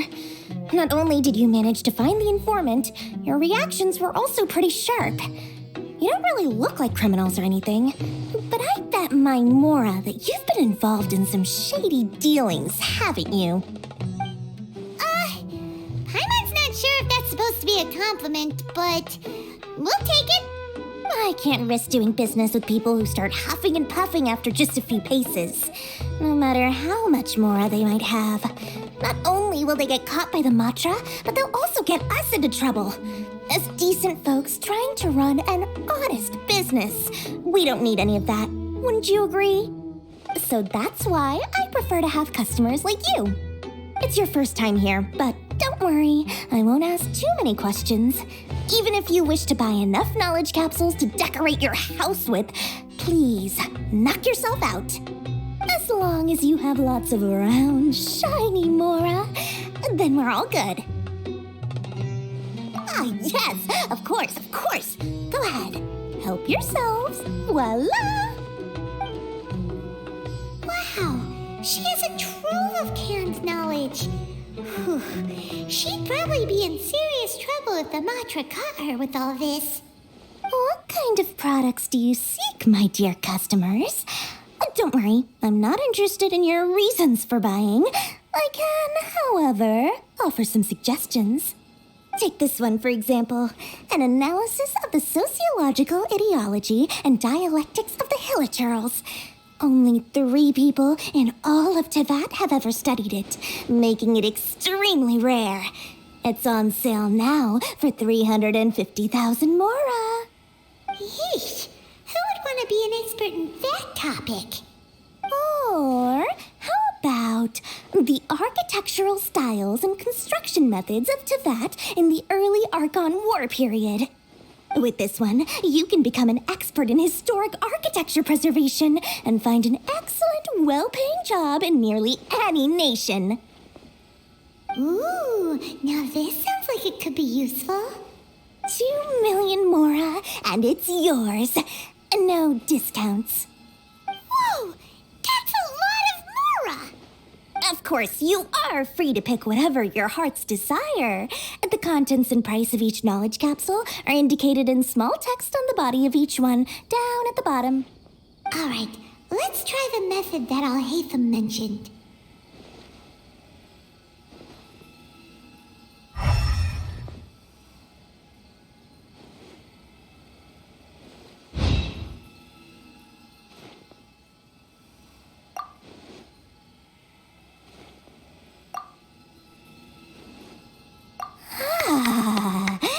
You've really got a good head on your shoulders, and quite the eye for quality. We'll take these, please and thank you. My oh my, you are blessed with a taste for both the exquisite and the extravagant. Customers like you are a rare breed. 1 in 100. No, 1 in 1,000 even. Listen. I have a special offer for you two. If you spend just 100,000 mora more, you can pick any knowledge capsule of your choice up to a value of 1 million mora. Say what now? Hey, did you hear that? Spend another 100K and we get a capsule worth a whole million! But all the canned knowledge we just bought is easily worth 500,000 mora. If we spend just a little more, we can get something worth 1 million mora. Isn't that a fantastic deal? Think about it. We've gone to all this trouble to get this canned knowledge. And so far, everything we bought belongs to Al-Haytham. Aren't you even the least bit curious about how this whole canned knowledge thing works? We're talking instant knowledge here. Don't you want to try it yourself? Come on. We still have around 100,000 of Al-Haytham's mora left. So let's put it to good use by finding something useful for you. Ahem. You've got a deal, Dory. We'd like to spend an extra 100,000 mora. Excellent. Then please, select from this fine collection of canned knowledge over here. Hold on a second. Paimon thought we could choose whatever we wanted. Why can't we choose the ones from over there? Oh, but my dear customer, the knowledge capsules over here are worth 1 million mora each. I'm sure discerning customers like yourselves will be able to find something to your liking. Please, take your time. Oh, Paimon has a bad feeling about this. Let's use Elemental Sight again to check these.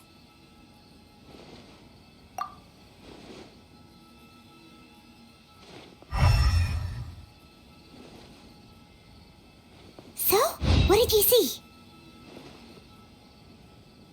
So, they're all worth about the same amount?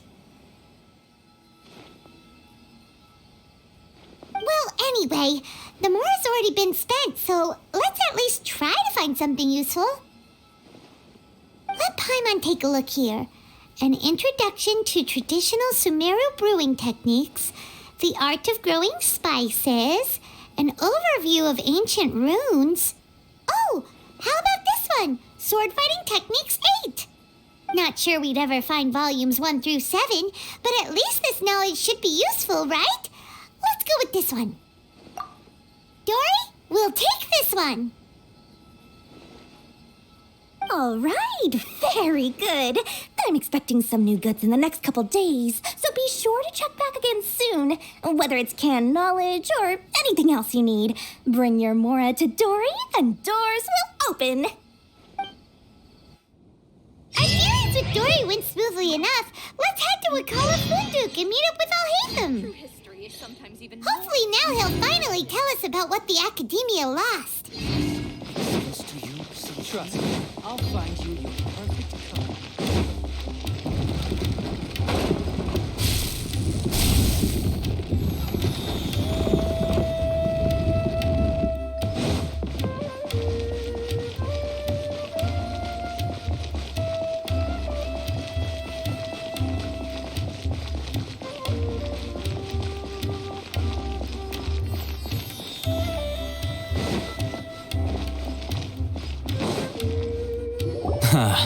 You two made it.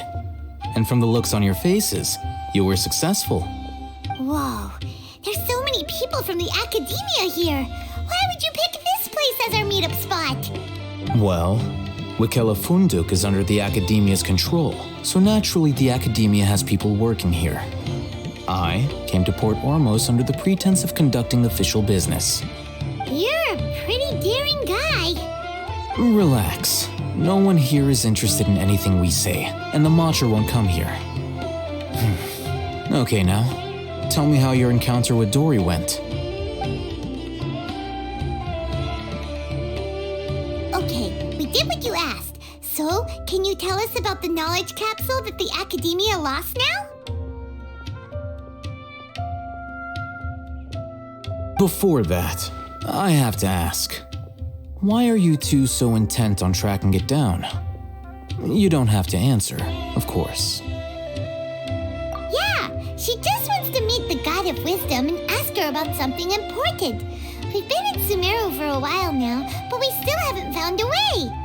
When we heard that the Academia had lost something that might be related to the gods, we came here in case it turned out to be our lucky break. In that case, you're on the right track. A short while ago, the Academia lost a knowledge capsule in the desert. It's supposedly a divine knowledge capsule. Use it, and you'll gain the wisdom of the gods. Wow, there's really such a thing as that? Hey, if we find it, do you think we could learn how to meet the Dendro Archon? Ooh, or even how to find your brother? I highly doubt it has any mystical properties, but it does indeed exist. And it's right here, in Port Ormos.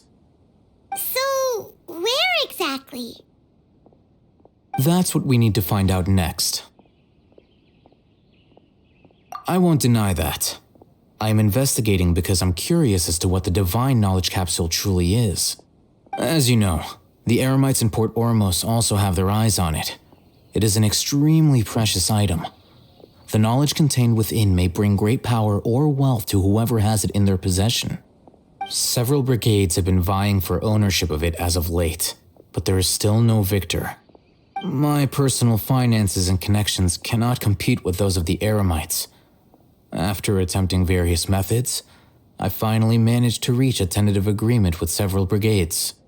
I agreed to forego ownership of the divine knowledge capsule in exchange for the opportunity to study it. After all, there's no harm in understanding what it is. However, there are those who are less amenable to negotiation, such as those from Ain al-Ahmar. They adamantly believe that the divine knowledge capsule contains the Scarlet King's power, and that he will return to this world when they obtain it. They refuse to let anyone from the Academia tarnish their deity's soul. So you kept hounding them because they refused to cooperate with you? Yes. Ain al-Ahmar isn't exactly wealthy, but its members are determined to get that capsule by any means necessary. To that end, they've resorted to many methods more foul than fair in order to amass sufficient funds. So, I've been sabotaging their business to force them into negotiating with me. The divine knowledge capsule should be up for a secret auction within the next few days. Each brigade will place their own bid, and the prize will be covertly given to the winner. To ensure the capsule's security and to evade the Matra's notice, the winning brigade will not publicly disclose their victory. Unless I know whose hands the divine knowledge capsule ends up in, my agreements with them will fall through. Dory is the most reliable source of information, but that avenue was previously closed to me. With you on board now, the situation is different.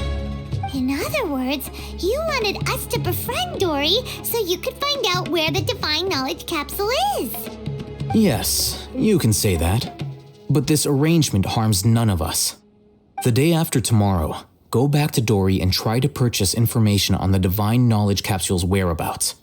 If she has no information, wait 2 days and approach her again. If I get the opportunity to study the divine knowledge capsule, I will relay my findings to you. Will that suffice as compensation? Okay, then we'll meet up in 2 days. Alhaitham, before you go, we actually bought a knowledge capsule for ourselves, but we're not sure how to use it. You two want to try using a knowledge capsule? Sure, I can teach you. Doing so right under the Academia's nose is a bit problematic, though. What do you say we head to the outskirts of town?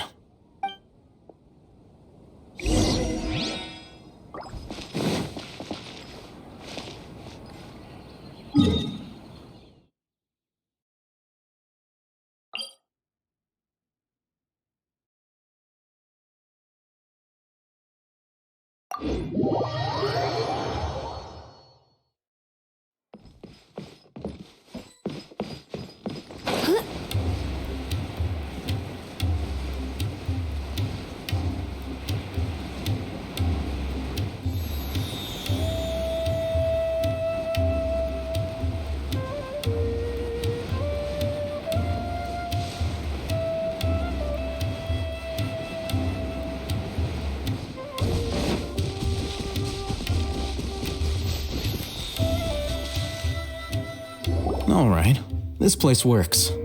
Show me the capsule you purchased. Here. Sword Fighting Techniques 8. Huh. A combat class knowledge capsule. This class is something of a rare find these days, since most have been taken by the Eremites to augment their battle capabilities. Really? Ah, yeah, what a great buy! If you want to determine the efficacy of this capsule, I can evaluate your combat ability. However, effects will likely be minimal if you already possess a high amount of strength. We can conduct a controlled experiment where you fight 2 battles, one before using this knowledge capsule and one after. While you fight, we can use an Akasha terminal to monitor your various physical parameters. There may be variances in your physical strength between the 2 tests, as well as a disparity in your opponent's abilities. But don't worry, I'll run statistical analyses afterward to mitigate any confounding effects. You must have been one of those guys at the Academia who got top grades on everything. Paimon's curious about something, though. You definitely weren't one of those students who needed canned knowledge to graduate from the Academia, right? So why are you risking getting caught by the Matra for this capsule? When you are unable to understand a researcher's actions, most cases can be attributed to curiosity. This is but one theory. Trying to avoid the question. All right, let's begin the test.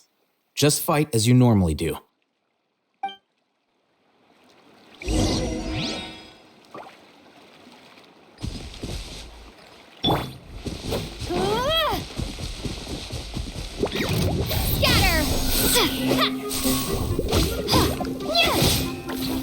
Come a little closer. You're in for a little shock. Come a little closer. Propagate! Germinate!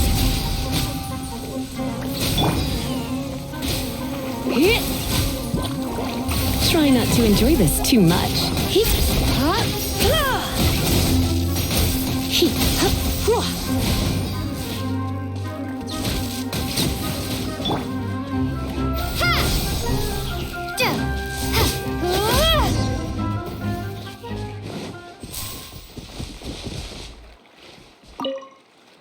All right. I'll link your Akasha terminal to record data. The next step is to use this knowledge capsule. Hold it in your hand. I'll help you establish a connection with it so you can activate its power.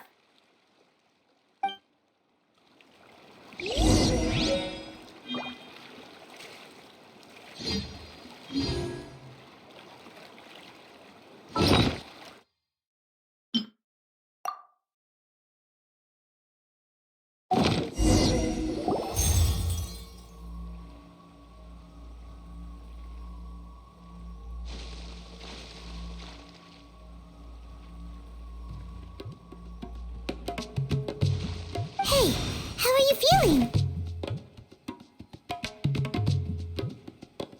You mean that it worked? All right. Time for round 2.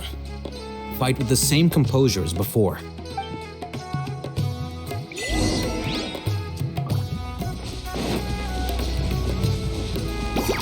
Scatter!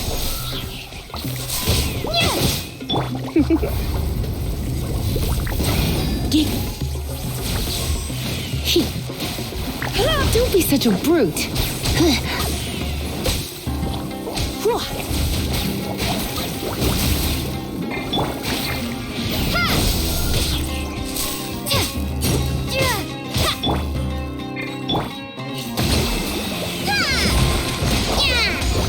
A brash maneuver!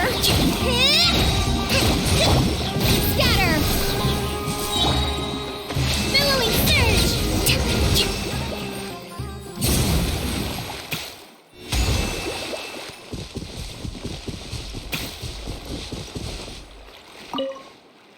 Now, I'll start recording data again. Oh, hey, Thumb. How's it going? Well, the knowledge capsule you purchased did improve her combat capability. During the second fight, her overall fighting performance increased by 0.073%. Wait, how much?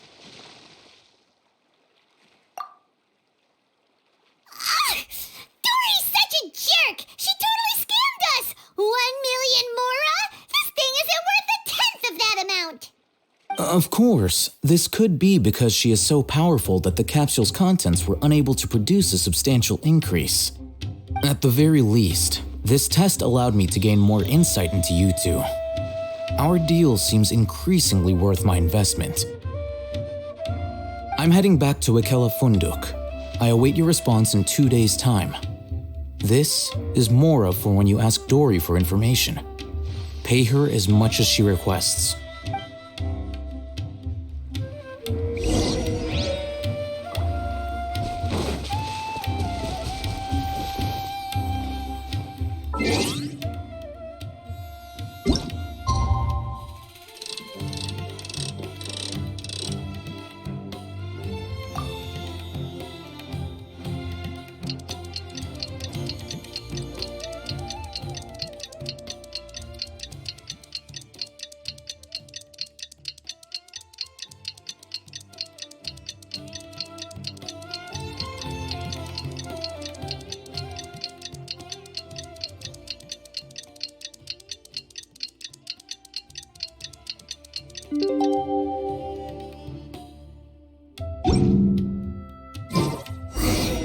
Let's see Dory today and ask her about where the Divine Knowledge Capsule is.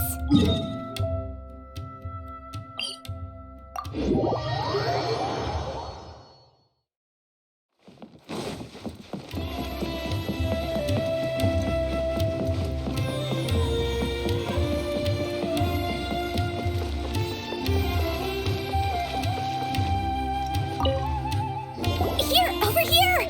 Oh, welcome back, my loyal patrons. What can I do for you this time? You name it. Can knowledge, supplies, or anything else you need. I'll find a way to get it. Where there's a waterfall of Mora, there's a way. Can you really get us anything we want? Anything at all? Uh-huh. So it appears that canned knowledge alone is no longer sufficient for your opulent appetite. Then please oblige me. Tell me what you have in mind. Oh, I knew customers with pockets as deep as yours would undoubtedly crave something more profound than ordinary canned knowledge. But you know, that kind of information isn't going to be cheap. After all, I had to work really hard to weasel my way into the auction site. Not to mention that if anyone found out that I was the leaker, I would be in big, big trouble. But how can we be sure your information is accurate? Paimon's curious how you just happen to have this kind of info the moment we need it.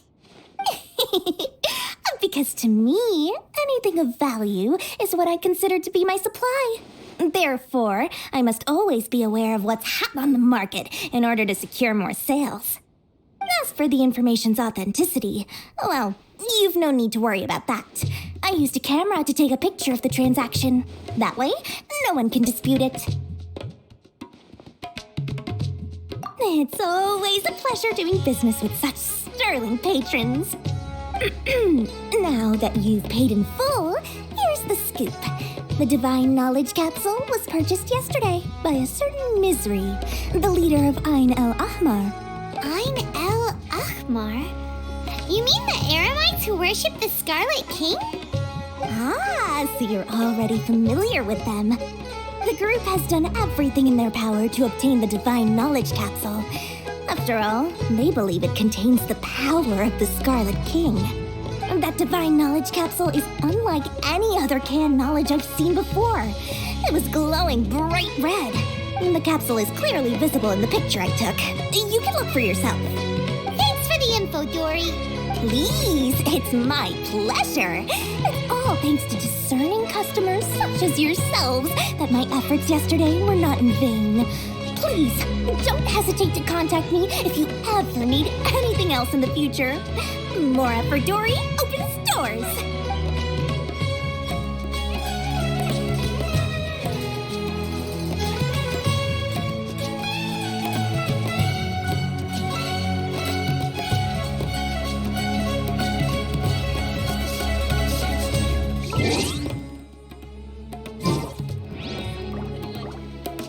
Well, we figured out where the Divine Knowledge Capsule is. It turns out it ended up in the hands of Ain el-Ahmar. Let's head back and talk to Al-Haytham. I'll find you your perfect color.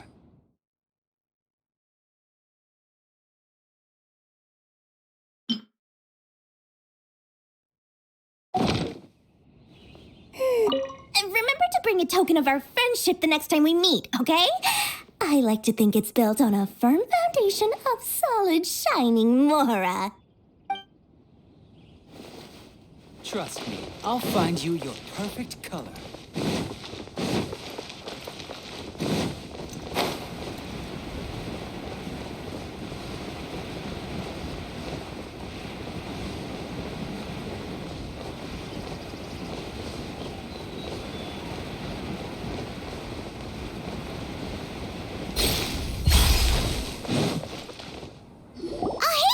We got the info you wanted! Really? All right. Let's hear it. Dory even gave us evidence to verify the intel. Have a look. Huh, look at that. Clear as day. It must have taken some guts just to infiltrate the scene of the Eremites' transaction. But then to get close enough to take a picture like this. Bold move, Dory. Very bold move. All right. The person in this picture is indeed Misery, the leader of Ain el-Ahmar, and the glowing red capsule he's holding appears to be the Divine Knowledge Capsule. In which case, if we play our cards right, when we confront them next week, we should be able to force them to show their hand. At first, Paimon didn't get why you were provoking these Ain el-Ahmar guys. But now, it sort of makes sense. Everything's playing right into your hands. After we defeat them, we can finally have a serious talk with their boss and get them to lend us the Divine Knowledge Capsule. Thank you for your time and efforts. Take a few days off while I make some preparations. Let's meet up again on the afternoon of the arranged date, 3 o'clock sharp. See you then.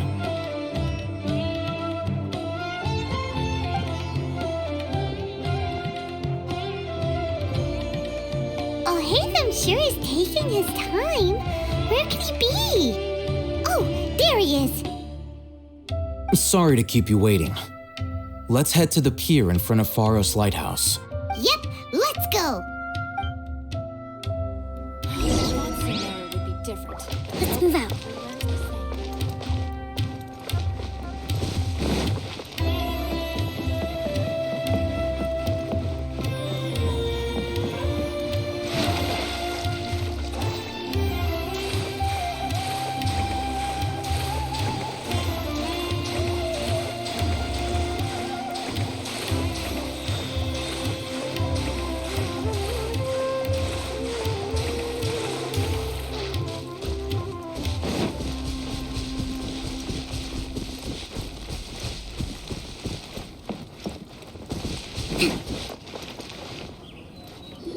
Alhaitham.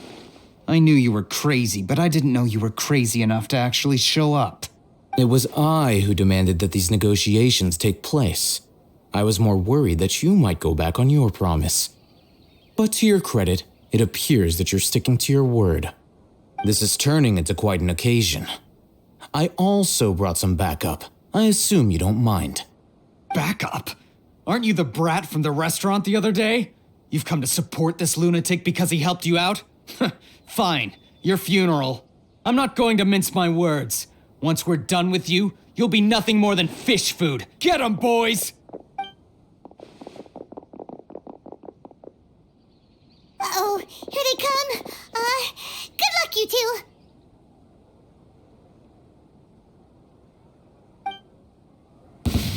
That's close enough.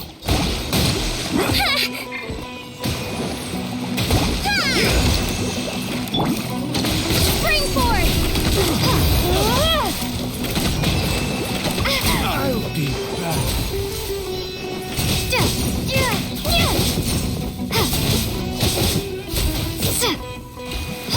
I'll be back. Feeling lucky today. Take that! Propagate!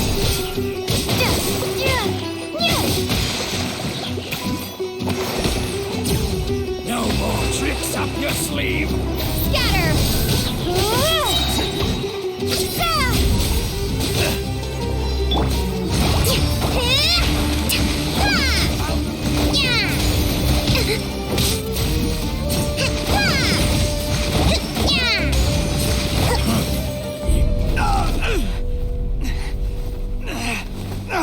Academia scum!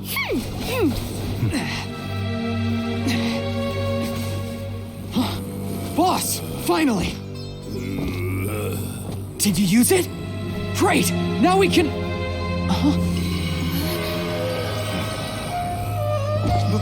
Boss?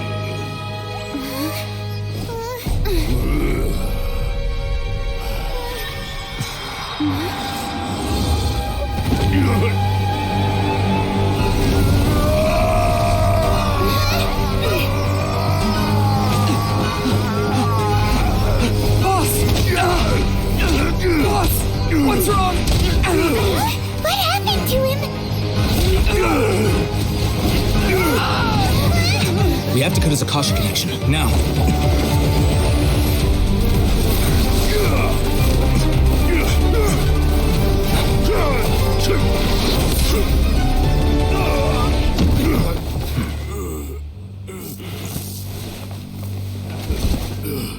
Target acquired. Arrest him!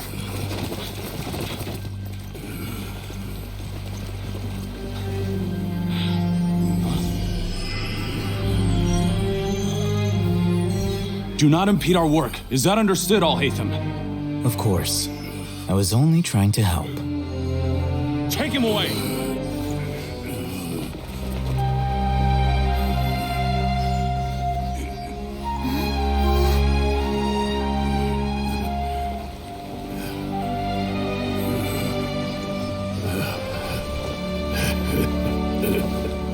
World, forget me.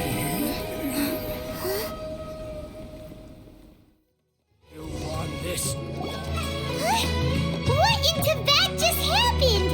It's like that big guy suddenly lost his mind. It looks like he used the Divine Knowledge Capsule. You mean the divine knowledge that to him? Oh, yeah. You mean how some researchers go insane after getting knowledge from Irminsul? I've heard of numerous incidents of researchers in Satyavada life going insane. The state that man is now in suggests that this is a similar situation. This divine knowledge capsule does appear to be linked to the gods, but beyond that, it doesn't seem anything like the rumors suggest. Possessing it doesn't grant you divine wisdom or power. Did you hear what he said? World, forget me. What could that possibly mean? If the mantra took him away, then that means the Academia got the divine knowledge capsule back too.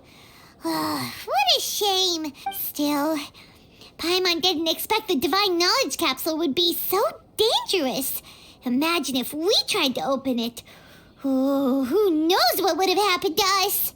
As things stand, there is no reason for me to remain in Port Ormos. I believe our collaboration has also reached its end. Oh, we were so busy trying to find the divine knowledge capsule that Paimon forgot to ask you something.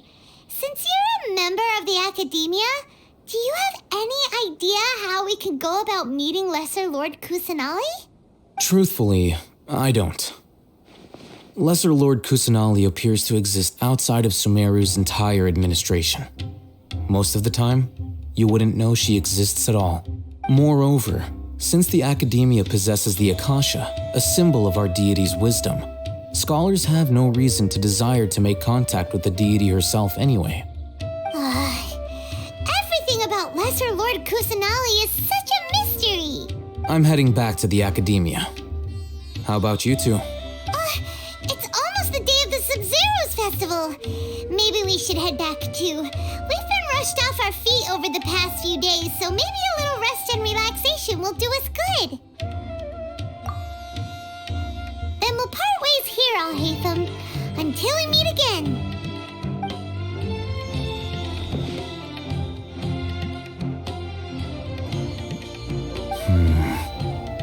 Now, do I deal with this thing first?